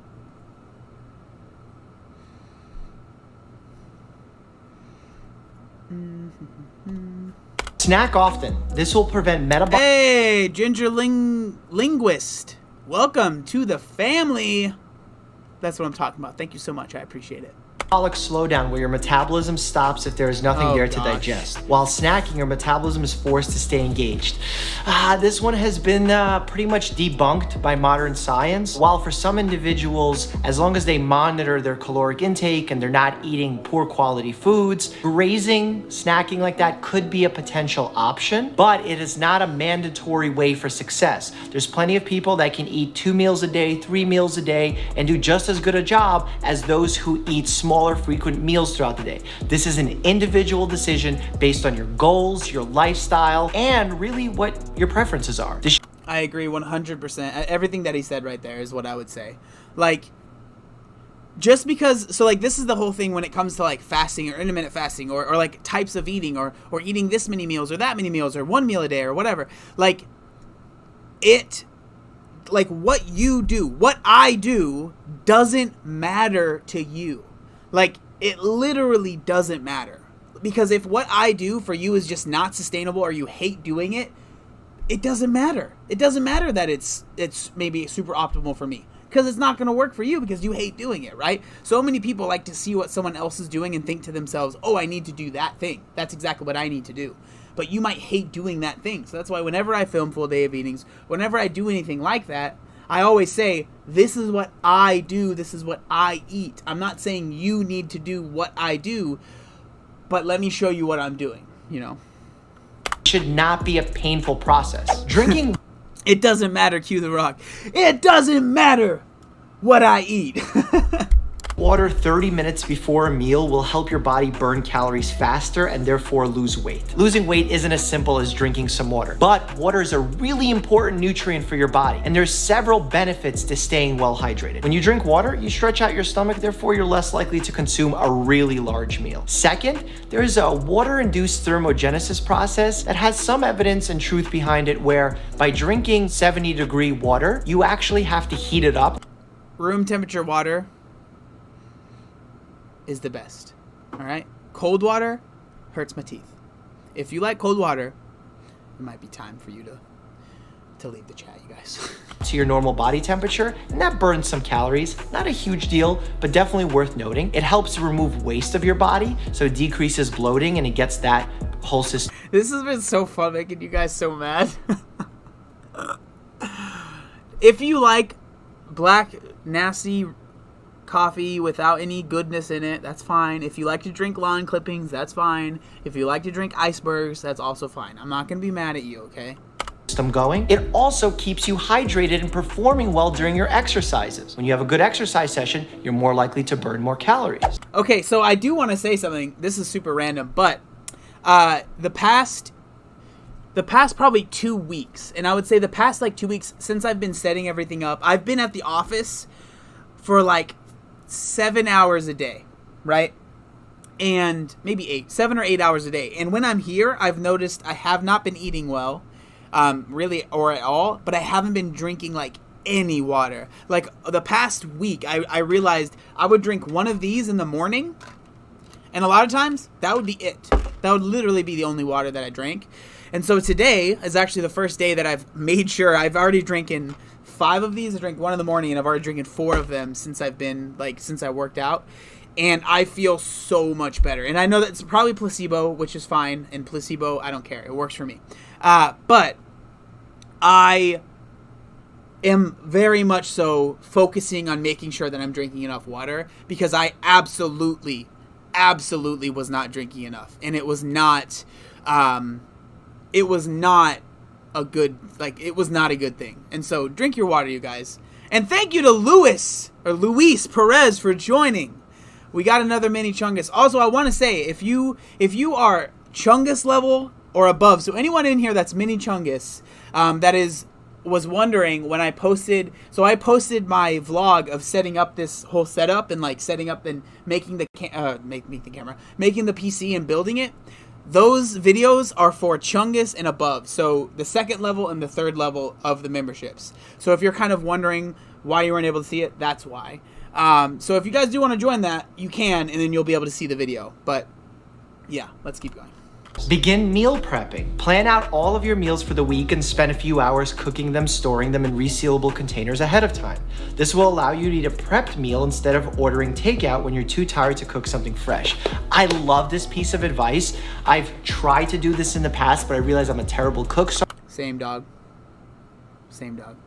I like your mustache. You look like a musketeer. Perfect. That's exactly what I was going for. I'm working on it, but the reason why I enjoy this is because A, you get to control what kind of foods you're eating, what kind of oils you're cooking with. When you have that layer of control, you're gonna make better decisions. Second, when you're tired and you're coming home and you don't have the energy to make something, you're probably gonna order out. And when you're ordering out, you're gonna say, well, since I'm ordering out, I wanna enjoy it. And you're gonna get something that's less than ideal. So yes, plan your meals out ahead of time. You'll save money, eat healthier, and potentially even learn a new skill, which I need to do. While exercise can certainly aid in weight loss, diet accounts for the vast majority of the equation behind losing weight. And it's quite possible to lose weight without adjusting your workout routine at all. That's true. Like, I think that it's a good idea to exercise and work out in some capacity, But you can absolutely, like, without a doubt, lose weight with not working out. Without a doubt.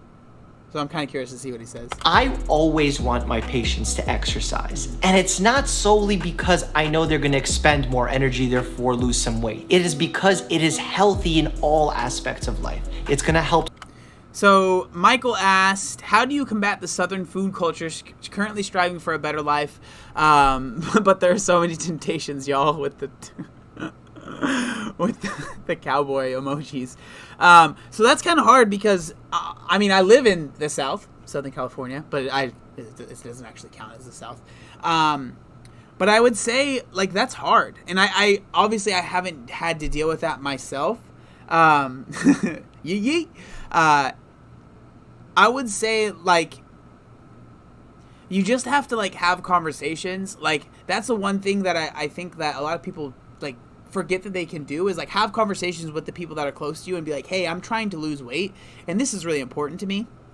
And, like, I'm not going to be able to eat the, I'm not going to drink the sweet tea that you made, right? Even though I'm sure it tastes delicious, I don't want you to think that I am at all trying to be rude. A lot of times when we go over to family's house, they're always like, oh, you have to eat this thing. And, like, you feel this, like, urge to eat it because you don't want to be rude, which I'm sure in the South is probably a big thing. But, like, just have that conversation, be like, hey, I'm sure it looks delicious and I would love to have it, but, like, I'm doing XYZ and I really can't have that because I know if I have a little bit, I'm not going to stop. So, like, honestly, I feel like works in that situation a lot. But again, like, I don't know exactly what you're going through, and I'm not from the South, so I don't know exactly what the culture is like there. Okay, sorry. Let's keep going.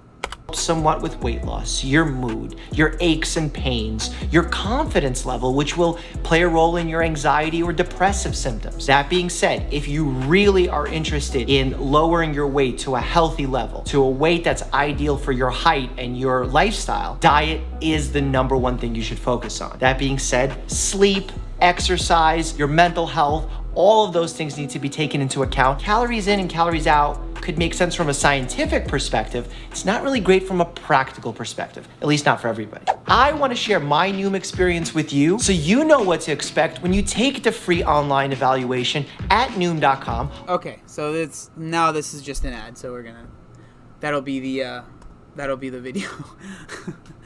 I don't want to make you guys watch an ad that's from some other person. But that was fun. That was a good video.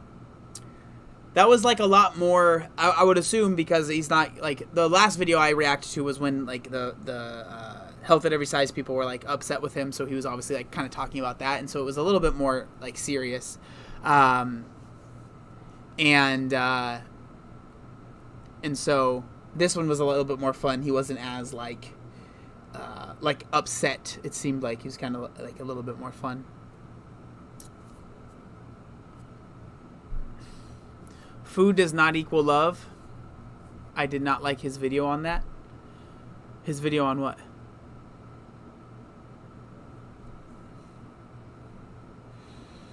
Food is fuel. I think that is I understand where people are coming from with that, but like for the vast majority of people, it's just not true. Like, food is more than fuel for most people. Like, there might be some people, I would say for the most part, how I eat is I just kind of think of how it's going to fuel me. But I understand that not everyone is going to feel that way, right, about food.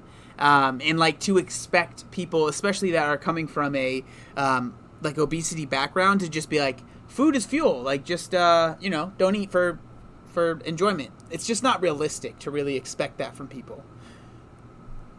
Food does not equal means that when someone makes you a huge meal, you can thank them for it and not have to clean the plate to show you your love back.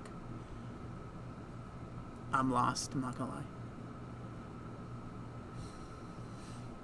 In the South, we use food to show others we care about them. Obviously difficult to navigate from a health perspective, but it's our culture. Yeah, I mean, I would say that's cultures in a lot of places. I would say that definitely... being in Southern California, like, I was born and raised here, that's not really as big of a, like, cultural thing here, at least where I live. And so I've never like felt like I had to navigate that really hard. Like obviously I've kind of worked through it a little bit, but I've always just been very honest. Like if someone were to make something, I'd be like, oh, it looks really good, but I'm not going to eat that. Like I apologize. Like, I don't know. I just always felt like if I told them why I wasn't doing it and they still didn't accept it, like that's no longer my problem, right? Like that's their problem. If they're upset about that, I don't know what to tell them. Like, I'm just being honest. Like, I'm not going to eat it because of this. And if that upsets you, I'm sorry. Like, I'm not trying to upset you. But that is just how I feel. What's up, Ephrain?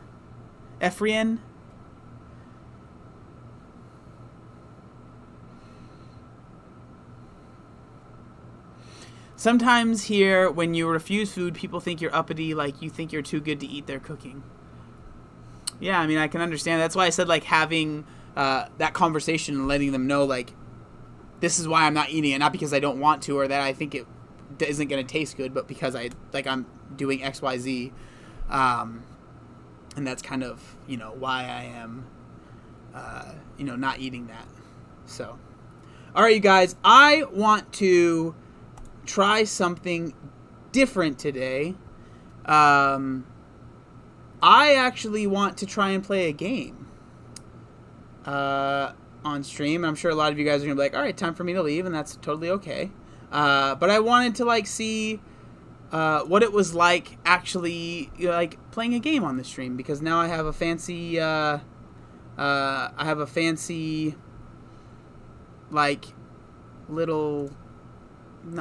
I have a fancy PC that can hopefully game. I'm kind of curious to see how it works, and if it works well, and how the quality is. So I downloaded a really fun little game. So I'm just kind of curious to see how it goes. And so this game is called Fall Guys, and it's a really kind of silly game. It's not super serious or anything like that. It's really kind of dorky. I played one game just so I can make sure that it actually worked, but I still am very much so a newbie at it. And I just kind of wanted to see how it goes. Sorry, I'm moving stuff around on my desktop and stuff because I want to get all the things moved around. So let's turn this on.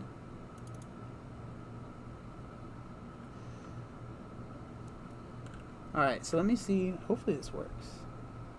Can you guys see that? It looks like you guys can see it. Alright, so this is the game.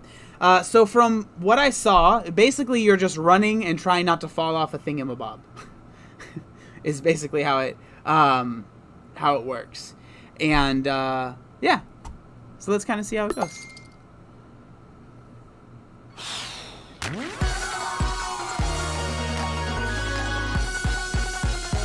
Can I change my name? Is there a way to change my name? What is this? How do I change my... Why is my name Fall Guy something or other? How to play, controller. Oh, is this how you do things? Okay, jump, dive, grab. Oh, you can grab things.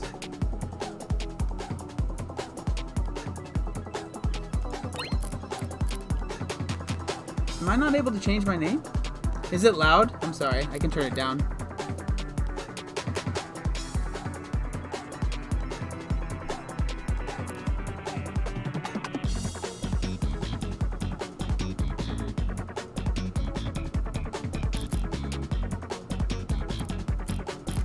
It's not loud? Alright. I'm just gonna play. Too many people are complaining in the chat. Alright? We're just gonna play a game.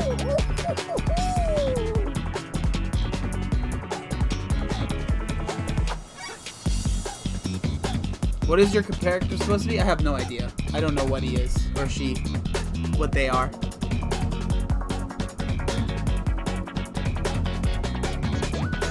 Alright, we're about to play. Here we go.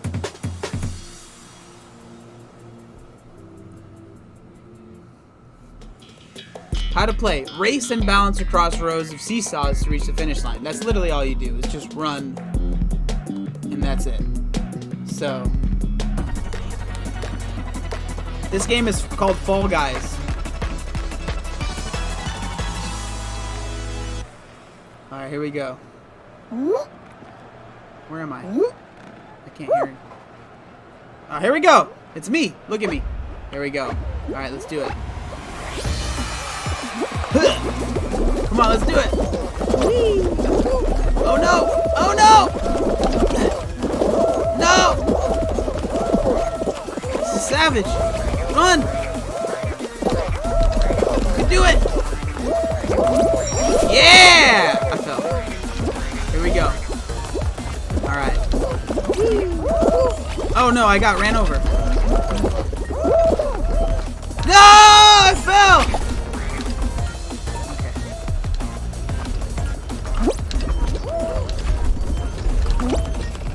Oh no!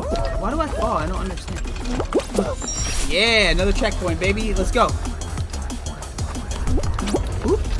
Alright, no! Oh crap! Oh. Yeah, man! Let's go! Oh no. Wait, why is everyone running this way? Should I go that way? Oh, here we go.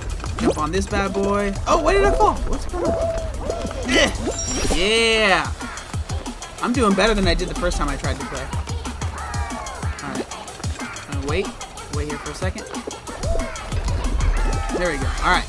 Hit! Yeah. Oh no! So, unbelievable. Alright, here we go. Jump! Jump! Oh, I got ran over. Come on, you can do it! No! Oh. This game is hard.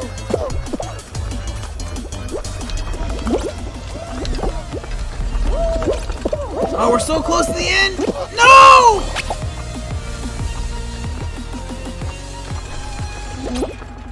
I just need to be one of the 39 that make it. No! I fell again! 14 people have made it. Alright, here we go. No! Don't fall! No! Why do I keep falling? I don't understand.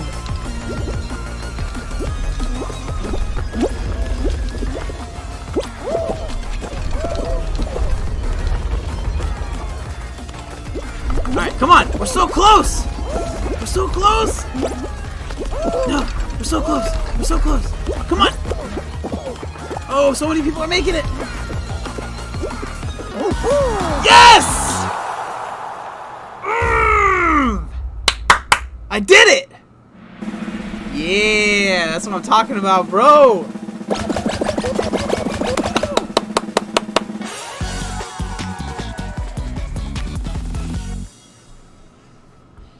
Whew! Alright. That's the only one I've played so far, so I don't really know how to play the other... Like, I think there's a bunch of, like, different games that you play when you play this. You play with the mouse and keyboard? Yeah, yeah. You can thank your fans now. That was scary. 38 out of 39, barely made it. I still made it, alright? What's the game's name? This is called Fall Guys. Heart rate is up to 100? Probably is, man. Shoot, dude. Keep the balls in your arena to earn points. I don't know how to do this game. But we'll see. How do I play this?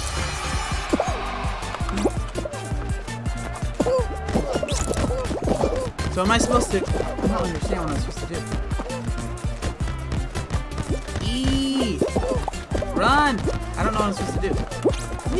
I'm just gonna hit things. I don't know what I'm supposed to do. I fell. I don't know what I'm supposed to do. Am I supposed to, like, hit this over to mine? I don't understand what's going on here. Oh, I dove! I can dive! Am I supposed to keep... Oh, I'm supposed to keep them in my area. So does that mean I'm trying to hit these over? Oh, yay! Oh, okay, I get it. Okay, I get it. So I need to get these fools out of here. Get out of here! Get out of here! Just tackle people. Get him! I know that guy was on my team, but he was looking at me funny. This is so violent. I know, it's wild. Come on, get over here, ball. Go the other way. Come on, turn it around. Let's go. Come on. We can do it. Moving the ball over. Oh! He, savage. Unbelievable. Look at this guy. Get out of here. Get out of here. Oh! He ran into me.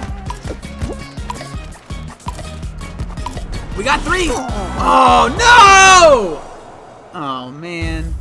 Are super chats distracting? No, they're the best. I lost. Sad. We got kicked out. Yellow team. Unbelievable. You can grab people and things with shift on keyboard, I think. Oh, okay. Oh, I know, we lost it right at the end. That was lame. Alright, let me leave this game now. I'm not trying to watch these other people play. Unbelievable. I can't believe I lost right at the end. How sad.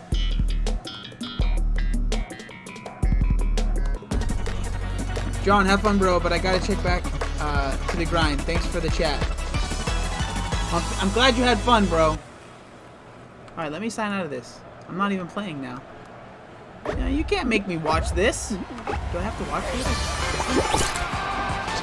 Escape! Leave! Oh, wait, no. Alright. Woo! Alright. Ooh, I had an order to ship.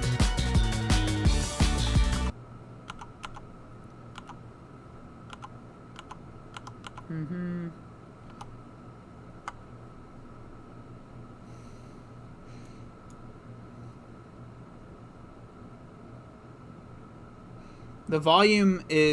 The game volume is quite high. Alright, let me try and turn it down.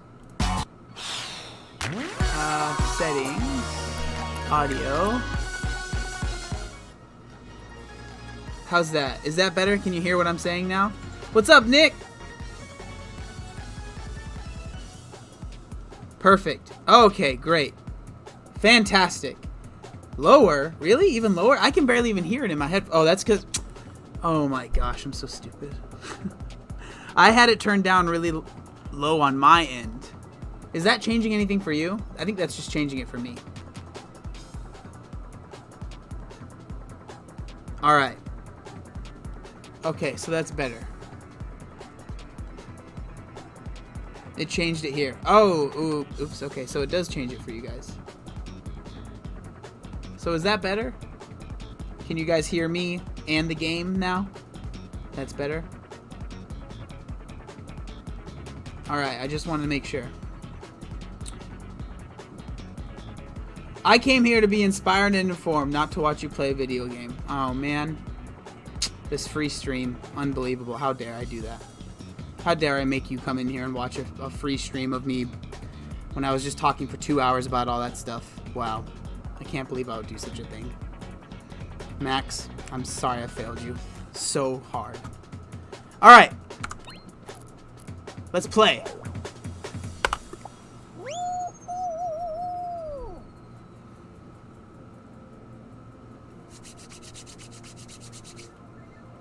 We're gonna make it to the end. I want to be number 1, man. I'm gonna be number 1, bro. Alright. So I think the way it works is this is always the start. This first one is always how it starts.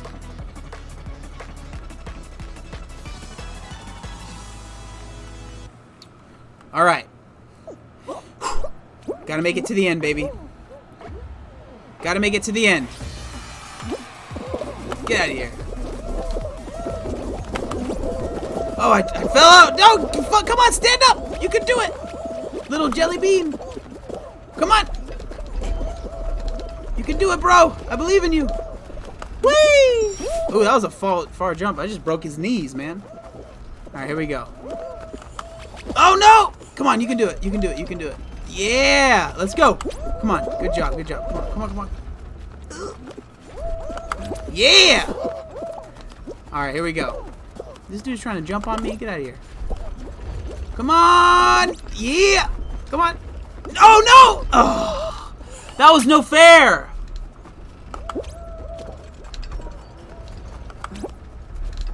Come on, stay up. You got it, bro. Yeah! That's what I'm talking about. I'm a professional. I know what I'm doing. Oh, no! Ah! Almost died. Alright, here we go. Here we go. Come on. Oh, we're almost there already. We're almost there already. Let's go. Come on. This is when it gets hard. Come on. What? Stop running into me! Unbelievable. Absolute savages. No! Come on, get up! No! What the heck? What is it, made out of soap? This is ridiculous. Oh, no. Okay, this way. Alright, here we go. Alright. Oh, we gotta go up here. Gotta go up. And then come back down. Come on. No, no, no, no, no, no, no! Ah! Ugh. Ah! I'm so close. It's right there.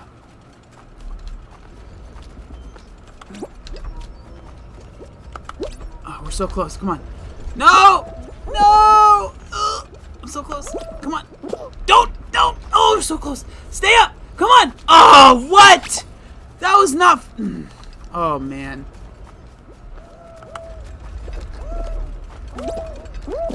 No! Oh, I'm not gonna make it. I'm not gonna make it. This is not fair. Alright, come on. Stay up, little man. Stay up, little man. No! The bird! It was the bird's fault! The bird kicked me off! He can fly! There's no way. There's no way. We're so close! We're so close! Ah! We're so close. Come on! No! No! No! Oh.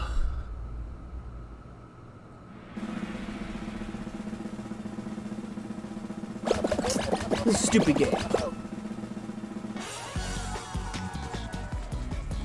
Diving is really useful. It's control. I think you can do it with the right click as well.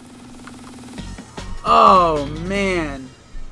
More positive self-talk. Oh, my goodness. I'm so embarrassed. You guys all saw me fail. Alright. We gotta try again.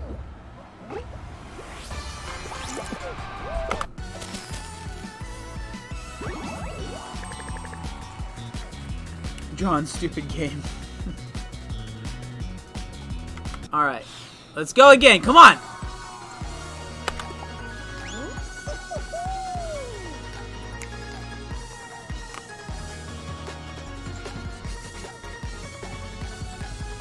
You could just win if you didn't lose? Wow, thanks for all the help, bro.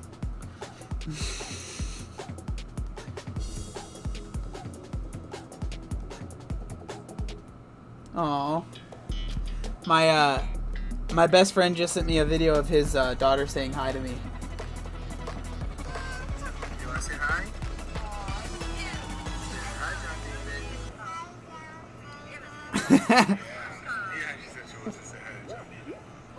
Okay. Alright, here we go! Oh, this is a new one! Oh no. I'm scared. No! Oh, I can live. Alright, here we go. Race to the finish. I haven't played this one yet. Come on, get in there, bro! Get in there! Yeah, let's go! Dang, these dudes are getting ragdolled.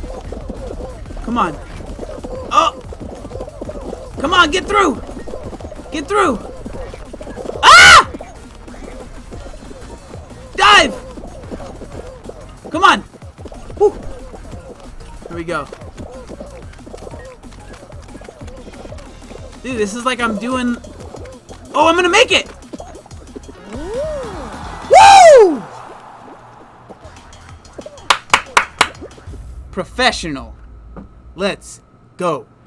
That one was shorter than the first one. Woo. I'm glad that you guys enjoy the game and you're not hating it. Hey, Nick, thanks for joining, bro. I won't be doing only this when I stream, but, you know, I think it'll be fun, especially when I get heated about Amberlynn Reed, to just, to, like, play a game for a little bit and then... How to play. Keep your balls in your area. Oh, gosh. It's this one again. Okay. Let's see if we can get through it. Let's see if we can get through it. All right. So I need to keep the balls in my area. Keep all the yellow balls. All right. Let's get some yellow balls, my dudes. Get over there. Dog, why'd you do that? What the heck is your problem? Come on. We got to get this over there. Get out of there. Yeah. That's what I'm talking about. Alright, we need to get some of these red balls. They have all the balls. What the heck is going on here? Get out of here. Get some of these balls, dudes. Let's go. Come on. Eh. No, dude, get out of here. Alright, I'm gonna get this one. Get this one over there. Come on. Get it over there. Yeah. Come on, we got a minute. We gotta keep these balls in.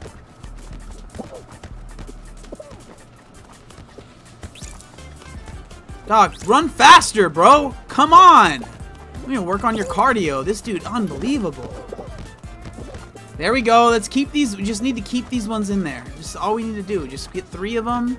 Just need to keep them there. Oh, I just hit it the wrong way. Oh my gosh, unbelievable. Come on, we only got 22 seconds. Oh, we're doing so well. Get out of there. We got 4. Come on, 15 seconds. Oh, we're doing so well. No. Get out of here, red guy. Get out of here. Oh, I missed him. No! Oh, no, we're gonna... No, get out of there.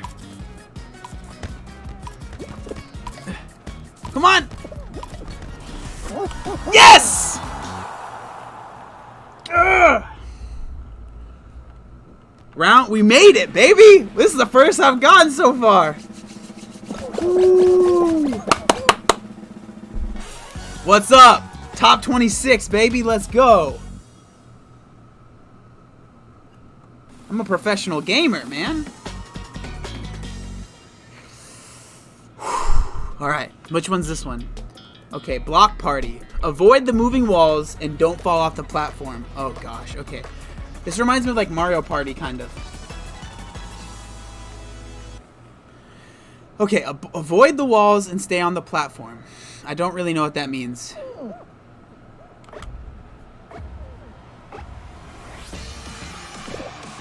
What am I supposed to do?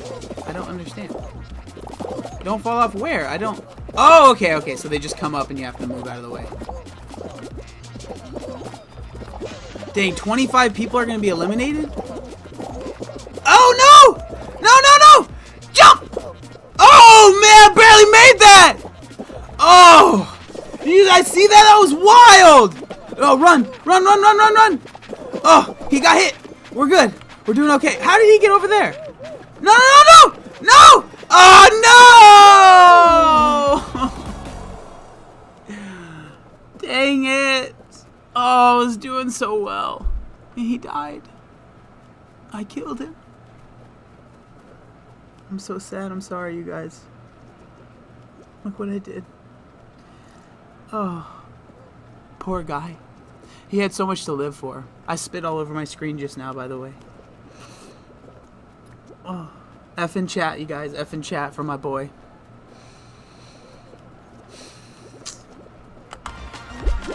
Oh, it gets much harder. There's no way I would have won that.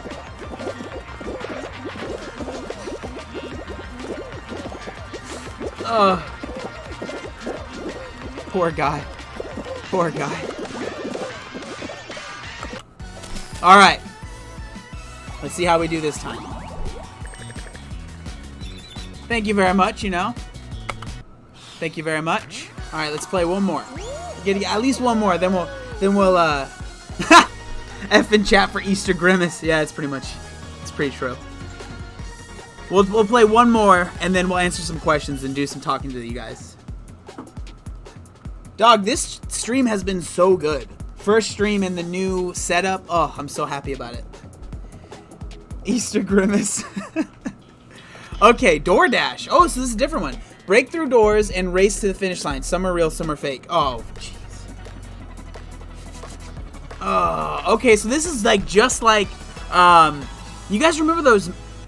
There was like this show that came on Spike TV where it was filmed somewhere, I think in like Japan, and they did this. You just had to sprint at these doors, and then like some of them would be real, and then sometimes people would just run into these doors that were just like, bam. Okay, here we go. He's stretching. Let's go. Come on. Come on, break through this door, bro. Yeah! That's what I'm talking about. Here we go. Yeah, that's what I'm talking about. Let's go. I can feel it. This one is it right here. Yes! This one right here. I can feel it. Come on. Oh! Oh no! Come on, dude, jump! Keep going!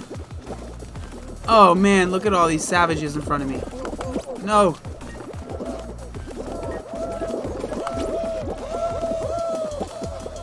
Dude, this is crazy! No! Come on! Yes! 33 out of 34! Oh! Oh my goodness. This game is stressful, man. I'm gonna have a heart attack. Oh. Jeez. Oh. Alright, what are we playing now? Oh no. What's this one? Egg scramble. Use to grab eggs. Is that enter? What letter was that? Use what? I don't understand. Wait, what button am I supposed to press? Carry egg is up? I don't understand. How do I pick it up? Pick it up, dude! Pick it up! What do I press? I don't understand. Shift! Oh, okay. Okay. Pick an egg up! Come on, pick it up! No! Shift! Pick it up! Come on, dude! I'm not helping my team at all. No! I want give it to me. It's not shift. I don't believe you guys. Oh, we're still doing well. Wait, get out of here. Where are these eggs coming from? Come on, grab it. No! Oh no. It's getting close. Where's the last egg at? Wait. Oh, I can grab them out? Come on, yellow team, we're killing it. I haven't touched an egg yet. I'm gonna be honest. Oh, I just got hit by that thing. Pick it up! I'm pressing shift! Are you sure it's shift? I think you guys are lying. I'm running in circles. Come on! Oh no! We have a minute. Are you sure it's shift? I don't believe you guys. You guys are lying to me. I've been lied to. Hey, how do I do this? Help me. All right, here we go. I'm pressing shift. This is not shift, you liars. What is it? Which game? What button do I press here? Pick something up, dude. Come on. Help me out. Pick it up. Grab it. How do I do this? I've been bamboozled. I've been hoodwinked. Pick it up. Get out of here. I'm so confused.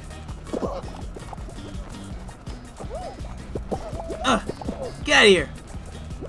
Dive at him. Dive at him. Oh, I got hit again. We're doing okay. We're gonna survive. Yes! Hold shift down. Oh! Well, don't worry. I still killed it.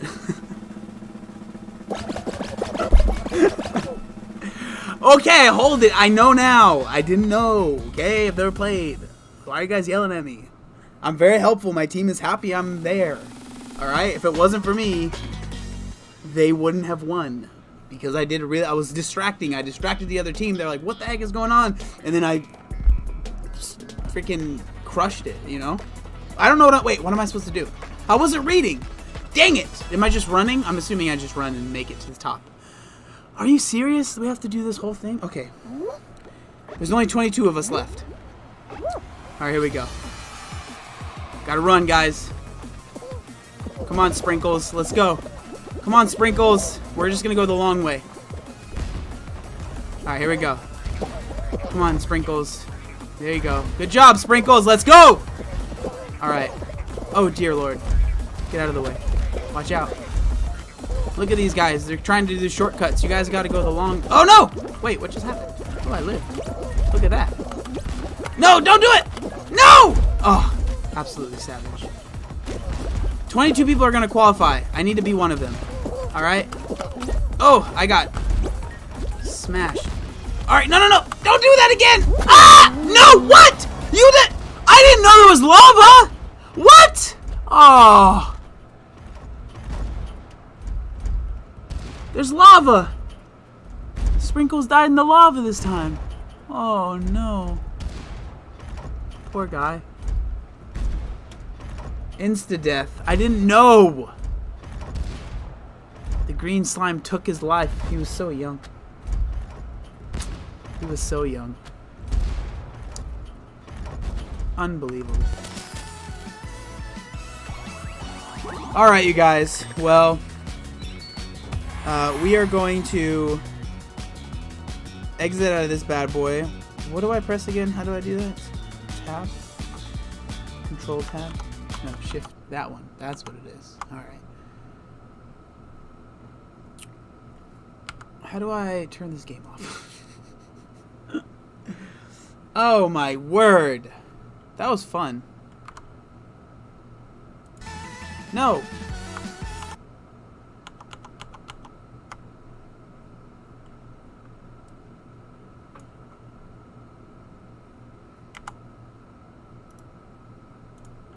All right.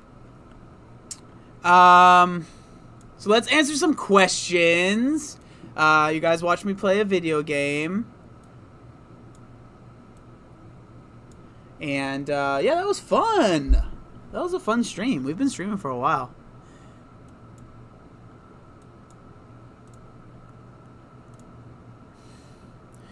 What is your favorite way to eat cheese? I don't eat much cheese. I want to fight you on that game. Jeez, don't fight me. It's not very nice.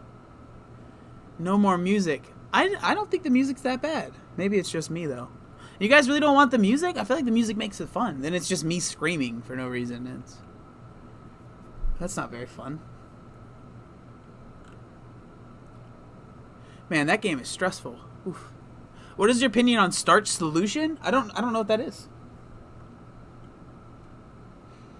You like the music. Oh, can you discuss orthorexia sometimes? Yeah, let's do it right now. Why not? Let's look up an article, because that's actually a good question. So I obviously know a little bit about it, but I think it would be actually interesting to actually like read an article about orthorexia and kind of maybe learn a little bit more about it. Wow, I just put myself full screen and it's scary. All right, so let's look it up. Because I've actually heard a lot of different people kind of say what they think orthorexia is. And so I'm kind of... I think this would be kind of fun to learn together. Here, I'm going to turn off the chat so you guys can actually see what I'm seeing. So you guys can actually aren't like... There we go, that's better. It's entertaining to watch you get mad. Okay, so let's read this together, you guys. Sorry, I know that I'm not super quick right now with everything, but I'm just like still figuring out my my setup, you know? Okay, so what is orthorexia? Orthorexia or orthorexia nervosa is an eating disorder that involves an unhealthy obsession with healthy eating. Unlike other eating disorders, orthorexia mostly revolves around food quality, not quantity. Unlike anorexia or bulimia, people with orthorexia are rarely focused on losing weight. Instead, they have an extreme fixation on the purity of their food as well as an obsession with the benefits of healthy eating. Now, this is actually something that a lot of people deal with. That like a lot of people, like they go from eating like whatever they want, right? That's like a normal thing. Like, oh, I eat whatever I want, like, and then they start to lose weight. But then it gets to a point where it's like you become afraid of unhealthy foods. And I think I saw Michael posted, you should be afraid of bad food. To a certain extent, I don't think you should be afraid of any food. You should maybe understand that this type of food is not something that I really want to eat, and I know that it will make me feel XYZ, but there shouldn't be any fear that comes from it, right? I think that, and this is a very normal thing, and it's very common in people that have lost a lot of weight, because once you get to a point, and I feel like this is my own anecdotal stuff, but I feel like for most people, you start developing this once you actually have lost the weight, because you're so terrified of gaining the weight again. And I know Sylvalicious, the person that asked this, she's actually has an amazing story. She's lost a lot of weight. I don't know if she's struggling with it or she feels like she does, but it is very normal to struggle with this if you actually are someone that have lost a lot of weight. And so that's why they say that it's not really, people aren't trying to lose weight when they're doing it, because a lot of people realize they're struggling with it after they have actually lost their weight. Right? So they maybe don't want to gain weight, or maybe they don't want to gain weight, but they don't necessarily want to lose it. Okay. The medical community is beginning to recognize orthorexia, although neither the American Psychiatric Association nor the DSM-5 has officially defined the condition as an eating disorder. American physician Steve Bratman first coined the term orthorexia in 1997. The term is derived from orthos, which is Greek for right. That's interesting. So like right food. Sylvalicious, I did about a year ago for a while. Okay, yeah, that makes sense. What causes orthorexia? Although you may begin to diet simply intending to improve your health, this focus can become more extreme. Over time, good intentions can slowly develop into a full-blown orthorexia. Research on the precise cause of orthorexia is sparse, but obsessive-compulsive tendencies and former or current eating disorders are known risk factors. Other risk factors include tendency towards perfectionism, high anxiety, or a need for control. Now, this makes sense because I also felt like I struggled with orthorexia for a little bit, and I know for me, we've talked about it on the stream a few times, I definitely struggle with anxiety. And so orthorexia for me, it made sense that maybe I struggle with it because I get so focused on my routine being the same every day. And so for me, like eating healthy became part of my routine. So if I ate something that was no longer part of that routine, I would feel like I'm losing control kind of thing, right? Several studies also report that individuals focused on health for their career may have a higher risk of developing orthorexia. That makes sense. Like, if it's important to eat to be a certain size or whatever for your job, whether that's like, you're a firefighter, you're a police person, whatever. Hey, Just Stupid Games upgraded to Chungus. That's what I'm talking about. That means you can watch the vlog of me setting up this PC. The risk may also depend on age, gender, education level, and socioeconomic status, but more research is needed before those conclusions can be met. How common is orthorexia? In some cases, it can be hard to differentiate between orthorexia and a normal preoccupation with healthy eating. Wait, where am I? Yeah. For this reason, it is hard to determine how common orthorexia is. The rates in studies range from 6% to 90%. Oh, geez. Part of this is also because the diagnostic criteria is not universally agreed upon. That makes sense. So they don't really know exactly why.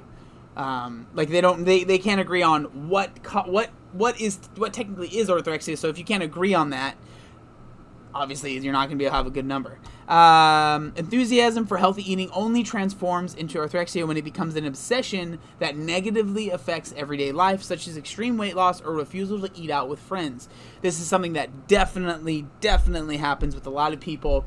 You become like so obsessed with eating healthy that anything other than the healthiest of food in your mind, you're like, I can't eat that. It's not even, it goes from, it's not even I don't want to, or I know I won't feel good. It's like literally like the thought of it gives you anxiety. And that's kind of what I struggled with when I like struggled with it a little bit.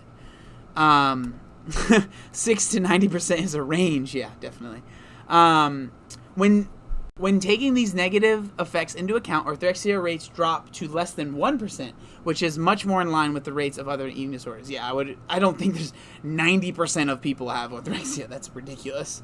How is orthorexia diagnosed? To make the distinction between healthy eating and orthorexia clear, Bratman and Dunn recently proposed the following 2-part diagnostic criteria. All right, you guys. So we're going to find out how many of us have orthorexia right now. Okay, an obsessive focus on healthy eating. The first part is an obsessive focus on healthy eating that involves exaggerated emotional distress related to food choices. This can include behaviors or thoughts, compulsive behaviors, or mental preoccupations with dietary choices that are believed to promote optimal health. Self-imposed anxiety. Breaking self-imposed dietary rules causes anxiety, shame, fear of disease, sense of impurity, or negative physical sensations. Severe restrictions. Dietary restrictions that escalate over time that can include the elimination of entire food groups, in addition of cleanses, fasts, or both. So again, this is like literally, so I mean, everything that they just explained is pretty much what I would go through when I was struggling with it. Like, when I probably struggled with this the most was when I was like, I had already lost my weight for a while, and it was like before I did when I did my first bulk for my physique show, that actually helped me a lot, because I was like, I actually need to eat food, I need to gain weight, right? I'm trying to gain muscle, I need to gain weight. And so that actually helped it a lot. But before I did that bulk, that was when I was struggling with it the most. And for me, the orthorexia was really tied into my binge eating as well, because I felt like I had to eat everything that's like perfect. I have to eat everything that is, like everything has to be perfect. And then when I would maybe go off, I would feel like, well, might as well just go and eat whatever I want. And it would turn into a crazy binge. So for me, they were very like intertwined, you know? And then 2 is behavior that disrupts daily life. So you can have all of these things, but still maybe not be orthorexic. But the second part is compulsive behavior that prevents normal daily functioning. This can happen through any of the following ways. Medical issues, malnutrition, severe weight loss, or other medical complications are examples of health conditions that can result from this type of compulsive behavior. Lifestyle disruption, personal distress, or difficult social or academic functioning due to beliefs or behaviors related to healthy eating can cause lifestyle disruptions and emotional dependence. Body image, self-worth, identity, or satisfaction can be excessively dependent on complying with self-imposed dietary rules. The negative health effects of orthorexia. The negative health effects linked to orthorexia generally fall over one of the following categories. Physical effects. Although studies on orthorexia are limited, this condition is likely to lead to many of the same medical complications as other eating disorders. For instance, a shortage in essential nutrients caused by restricted eating can also result in malnutrition, anemia, or an abnormally slow heart rate. Severe malnutrition can lead to digestive problems, electrolyte and hormonal imbalances, metabolic acidosis, and impaired bone health. These physical complications can be life-threatening and shouldn't be underestimated. So let's see what you guys struggling with binge eating. I think that's why Greg Doucette says that bodybuilding isn't for everyone, since it's 100% into body image and clean eating. I don't think Greg Doucette, I think he says actually the opposite as far as like how he does it, right? He doesn't think you have to eat super clean. I think that like this is where I remember for a long time I was like very like, eat clean, you have to eat clean, everything has to be clean. And I think that can become dangerous when we get to these, like when we get to this this level. I have a fitness aversion disorder. I don't know if you're joking, but it sounds like you're joking. Psychological effects. So individuals with orthorexia can experience intense frustration when their food-related habits are disrupted. Yes. Oh my gosh. Like when I wasn't able to eat the type of food that I wanted to, I just would freak out. Like, it would really, really stress me out. What's more, breaking self-imposed dietary rules is likely to cause feelings of guilt, self-loathing, or compulsion towards purification through cleanses or fasts. I never did like the cleanses or fasts, though, because for me, I never felt like they really did much, as far as like, I need to clean my system out. I don't know. That always never really made sense to me. In addition, a large amount of time is spent scrutinizing. Yes. Oh, so true. Spent scrutinizing whether certain foods are clean or pure enough. This can include concerns about vegetables, exposure to pesticides, hormone supplemented dairy, and artificial flavors or preservatives. Yeah, like, you get, like, people that get, like, super focused on every single aspect. And I remember when I was struggling with it, it was like anything that was off, I felt like this is going to completely throw off my progress. Like, oh, you're using Splenda? Oh my gosh, don't you know about Splenda? Splenda's gonna kill you. If you eat Splenda, you're gonna die. Like, that's how I would think. Now I eat a lot of Splenda, so I'm doing better. Outside of meals, extra time might be spent researching, cataloging, weighing and measuring food, or planning future meals. Recent research reports that this ongoing preoccupation with food and health is linked to a weaker working memory. Furthermore, individuals living with orthorexia are less likely to perform well on tasks requiring flexible problem-solving skills, 100%, because everything has to be on T. They also are less able to maintain focus on their surrounding environment, including people. How long is this? Okay, it's not too bad. So we read that. Okay, social effects. Individuals with orthorexia don't like to give up control when it comes to food. Yes. They also often follow strict self-imposed rules dictating which foods can be combined in a sitting or eaten at particular moments during the day. Such rigid eating patterns can make it challenging to take part in social activities revolving around food, such as dinner parties or eating out.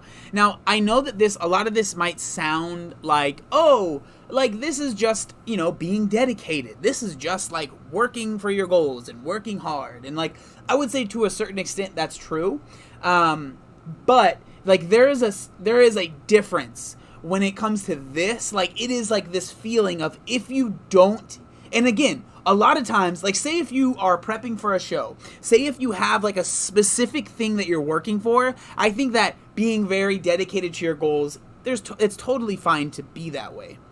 But if you are just doing this to yourself because you feel like you have to, right? And because you feel like if you eat a cookie, everything is gonna end, like, that's probably an issue, right? Especially if it's like there's nothing that you're doing it for, you're just doing it because.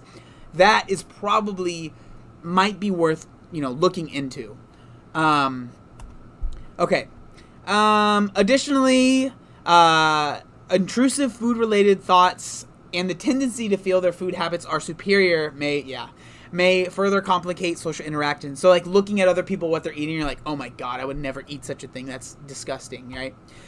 This can lead to social isolation, which seems to be common among people diagnosed with orthorexia. How to overcome. All right, cool. I'm glad that they ended on a good note. How to overcome orthorexia. So, I'm sorry I haven't been listening, haven't been reading the chat. But if anyone in here is like, wow, this sounds like me, let's see how we can improve it, right? The consequences of orthorexia can be just as severe as those from other eating disorders. If left untreated, they can result in irreversible damage to a person's health. The first step towards overcoming orthorexia is identifying its presence. So, if you feel like this might be you, hopefully this is helping.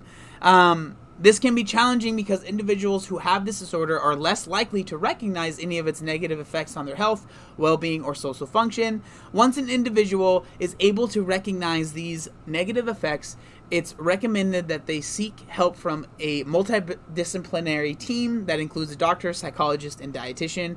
Common treatments include exposure and response prevention, behavior modification, cognitive restructuring, various forms of relaxation training. However, the effectiveness of these treatments for orthorexia haven't been scientifically confirmed. Sorry, I burped. Finally, education about scientifically valid nutrition information may also help people living with orthorexia to understand, limit, and eventually eliminate false food beliefs. Take bottom line. Being mindful of the foods you eat and how they affect your health is generally regarded as a good thing. Yes. However, some people, there's a fine line between healthy eating and developing an eating disorder. If your current healthy diet negatively affects your health, psychological well-being, or social life, it's possible that your focus on health has transformed into orthorexia. This disorder can have life-threatening consequences and shouldn't be taken lightly. Talking to your doctor, psychologist, or dietitian is strongly recommended. Now, I think that this is interesting, and I think that this is something that not many people talk about, right? Like, no one likes to talk about why, like, because I think a lot of people with orthorexia, like, you feel, also I love that this is the ad that's on this. This is the ad that's on this website. Nice. Killing it. But I think that this one is really hard because a lot of times, like, these behaviors that they're showing, a lot of people see those as positives. And I think that for a lot of people, they totally are. But it really can, it's really all about identifying if these habits that you have are negatively affecting your life, right? Because I think that it's one thing for it to be, like, hey, I'm doing these things and I'm really happy with the results that I'm having. Like, I've lost X amount of weight, or I'm feeling a lot better when I wake up and I'm not as achy, and that's good. But then when it goes from that to, I can't eat a chip because I'm afraid it's going to make me gain 50 pounds, right? Or it's going to make me, like, have some sort of disease. Because, again, with orthorexia, a lot of times it's not even about the weight gain, but it's about this irrational fear of, like, these negative effects of the food that you're eating, right? And so I think that is where a lot of it kind of comes down to. But yeah, I think that was a really interesting question. I'm glad that Silva,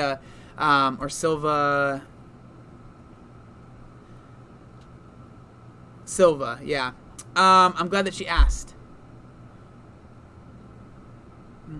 Not being able to live life or spend time with others because fear of anything isn't good. It's sad to me that people work so hard and aren't able to fully enjoy their lives. Yeah. I can't eat a chip because then I'll have to finish the packet.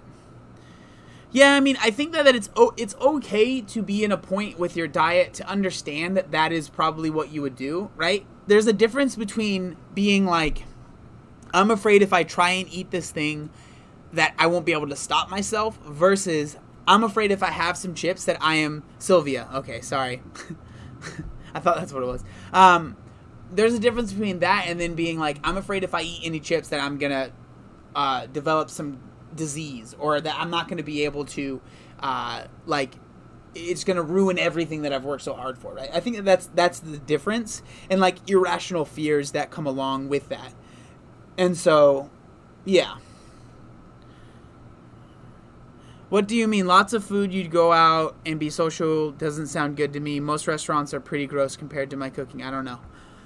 I mean, I'm not going to sit here and diagnose you, bro. Like, I think that there is, again, it's a personal thing that you have to look inside yourself. Like, I'm not going to sit here and say that you do or you don't. I don't know.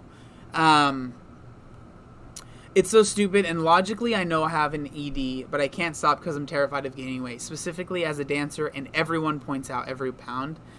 Yeah, I mean, it's hard. Like, it's dealing with eating disorders is not fun. Like, it's very hard, and especially if you're around people that don't understand them, they just think, just stop, like, or just eat more, or just do this, or just do that, right? And obviously it's not that simple. And so it's a hard fight to be in, right? It's a hard situation to be in. And so, yeah, it's really tough. It's really tough. Just stopping by to say I love your videos, and I just started my weight loss journey, and your perspectives are so fresh and refreshing, and helpful for me and so many other people. Well, thank you so much. I appreciate it. Well, I'm really happy with how this stream went. Do you guys want me to play some more games? We can play Fall Guys a little bit more, and then I need to end this. I've been streaming for a while. How long have I been streaming for?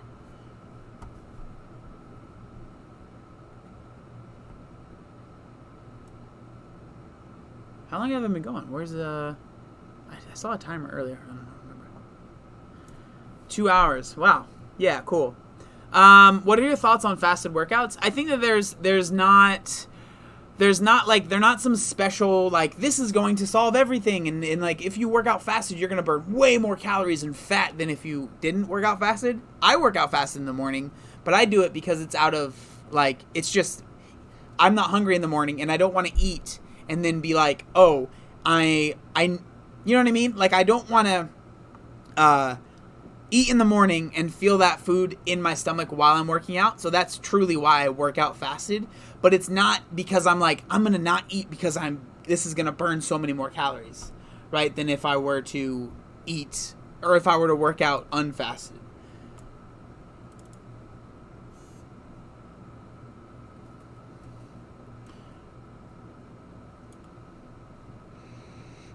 Having to poop is killing my kidneys. Almost 3 hours? Really? Yikes. Jeez. You guys really listened to me for that long, huh? Alright. We'll play a couple more games and then I need to get home. This has been a fun stream though. There's been a lot of people in here. Like, there's almost 400 people and I've been here for 3 hours.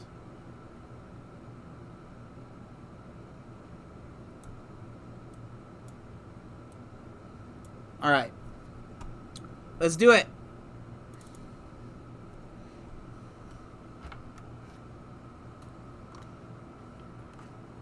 Just a couple more.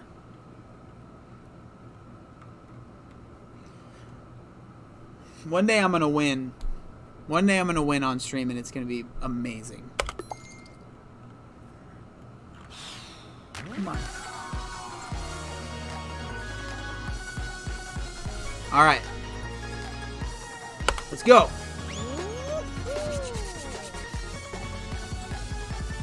So this live stream has nothing to do with the title. No, you're just about like 3 hours too late.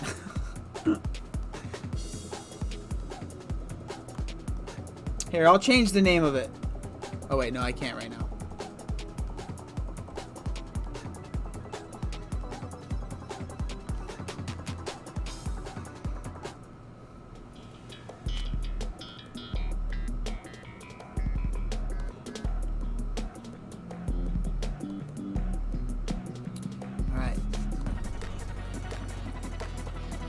Seesaw. I know this one.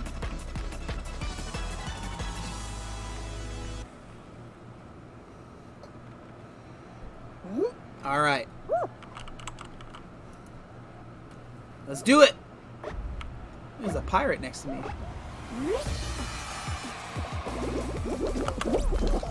Come on, dude. Don't do it. Come on. You got it, bro. You got it. I believe in you. Oh, nice! I just got so lucky right now. Come on! Yeah, baby! Yeah, baby! Come on! Get out of the way, dude. Come on, you just gotta keep moving. Yeah! Come on! You can make it! Yeah! Dang. Alright, here we go. Come on. No, no, no! Oh, no, no, no, no. No, no, no, no, no, no. Ooh! Ooh! Come on! No, don't fall! Come on! Oh, we're so close. Come on, keep going! No! Are you kidding me? What? Unbelievable. This game is rigged. Come on! Got hops, baby!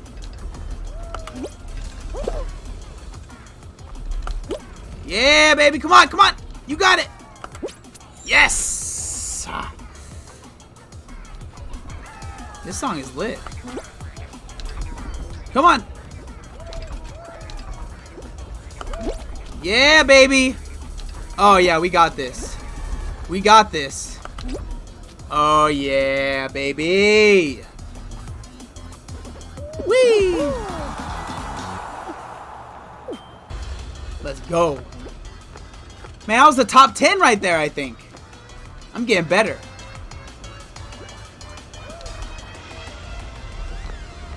Now we have to wait for them to join.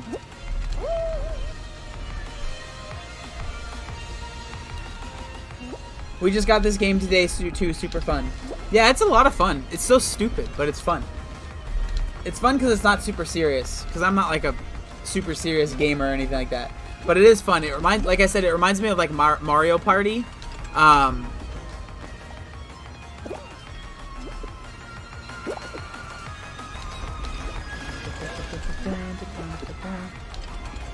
We still haven't had a single drop frame this whole time.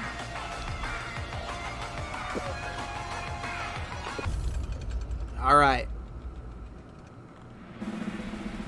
This game would be better with the lettuce. Savage, bro.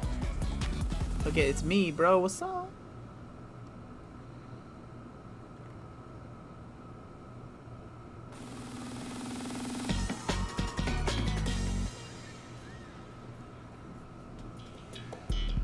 Kind of strange seeing this, considering the next game I'm planning on getting is Other Side. I've never heard of that game. Is that like not like this at all?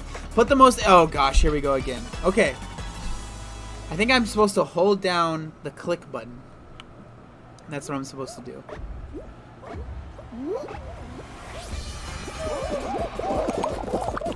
Did it do it? Oh, I grabbed one! I did it! Oh! I figured it out.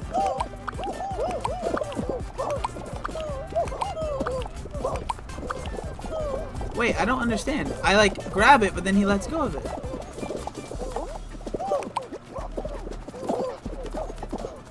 Oh, I'm going the... No, get going me! What the heck, dude? Get out of here.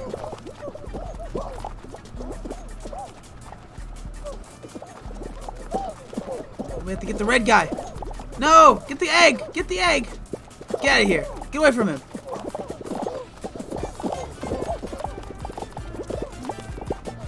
Get it! Get the egg! No!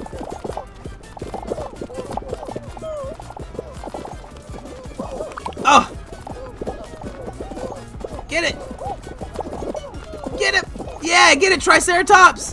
That's what I'm talking about, bro! Yes! Oh, we have to get this one. Come on. No! Aha! I totally stole it from him. Alright, here we go! We got an egg! We got an egg! Alright, here we go. Come on! Come on! No! What happened? Come on. Get it! I kind of helped that one a little bit. Ooh, I got smashed. Oh, we're crushing it right now. We're crushing it right now. Alright, I'm gonna grab one of these. Ah, get out of here! I'm gonna grab one of your eggs, bro. What are you gonna do about it? Aha! I'm a jumping guy. Get out of here, dude. Get your own egg. What the heck? Take your egg. Get it. Get the egg. Oh, wait, he's on my team. Woo! John's eggs. A 0. That's not very nice. Hey, we made it, though. Get out of here, blue team. You guys suck. 22. 22 left. Alright, what game is this one?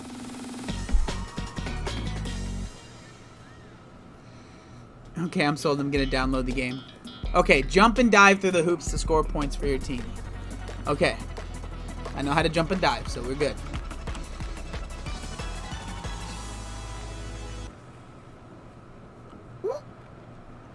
Oh, I'm blue team now.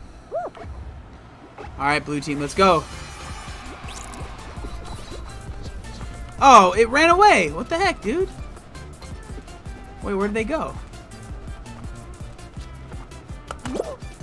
Oh, get it! No! Oh, did I get one? Oh, we're losing right now. Blue team is not doing very well. I blame myself.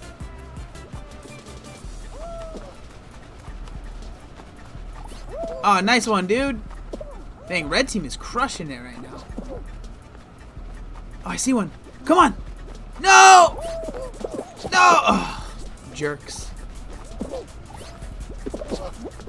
Dang it! Oh, we're getting crushed right now. This is sad. This is sad. I'm not doing very well.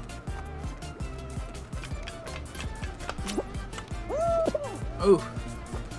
Oh, I see one! Oh, they're gonna grab it. Oh, here we go! Ah! Ah! No! No! Dang it! Oh, we're gonna lose. No! No! I'm not very good. Come on, man. We gotta get something, bro. Ah! I'm gonna die again. I'm gonna die again. Oh, I see one. Dang it. Why am I getting so unlucky, you guys? Oh, oh, oh, dang it. Why can't I have one pop up next to me? Ah, nice. Blue guy got one. Oh, oh, oh! No! Come on! Oh, oh we're gonna get eliminated. Unbelievable. Unbelievable.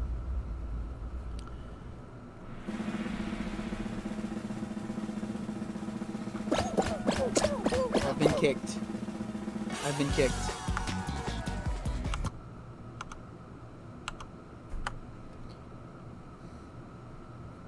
Alright, you guys. Well, thanks so much for hanging out on the stream. Rest in peace, little guy. But I'm glad that the stream worked well. I'm glad that we had some fun today. This was a really fun time. I had a ton of fun. First stream in the new setup, and hopefully it's only gonna get better. So yeah, thank you guys so much for hanging out, and yeah, I'll see you guys later.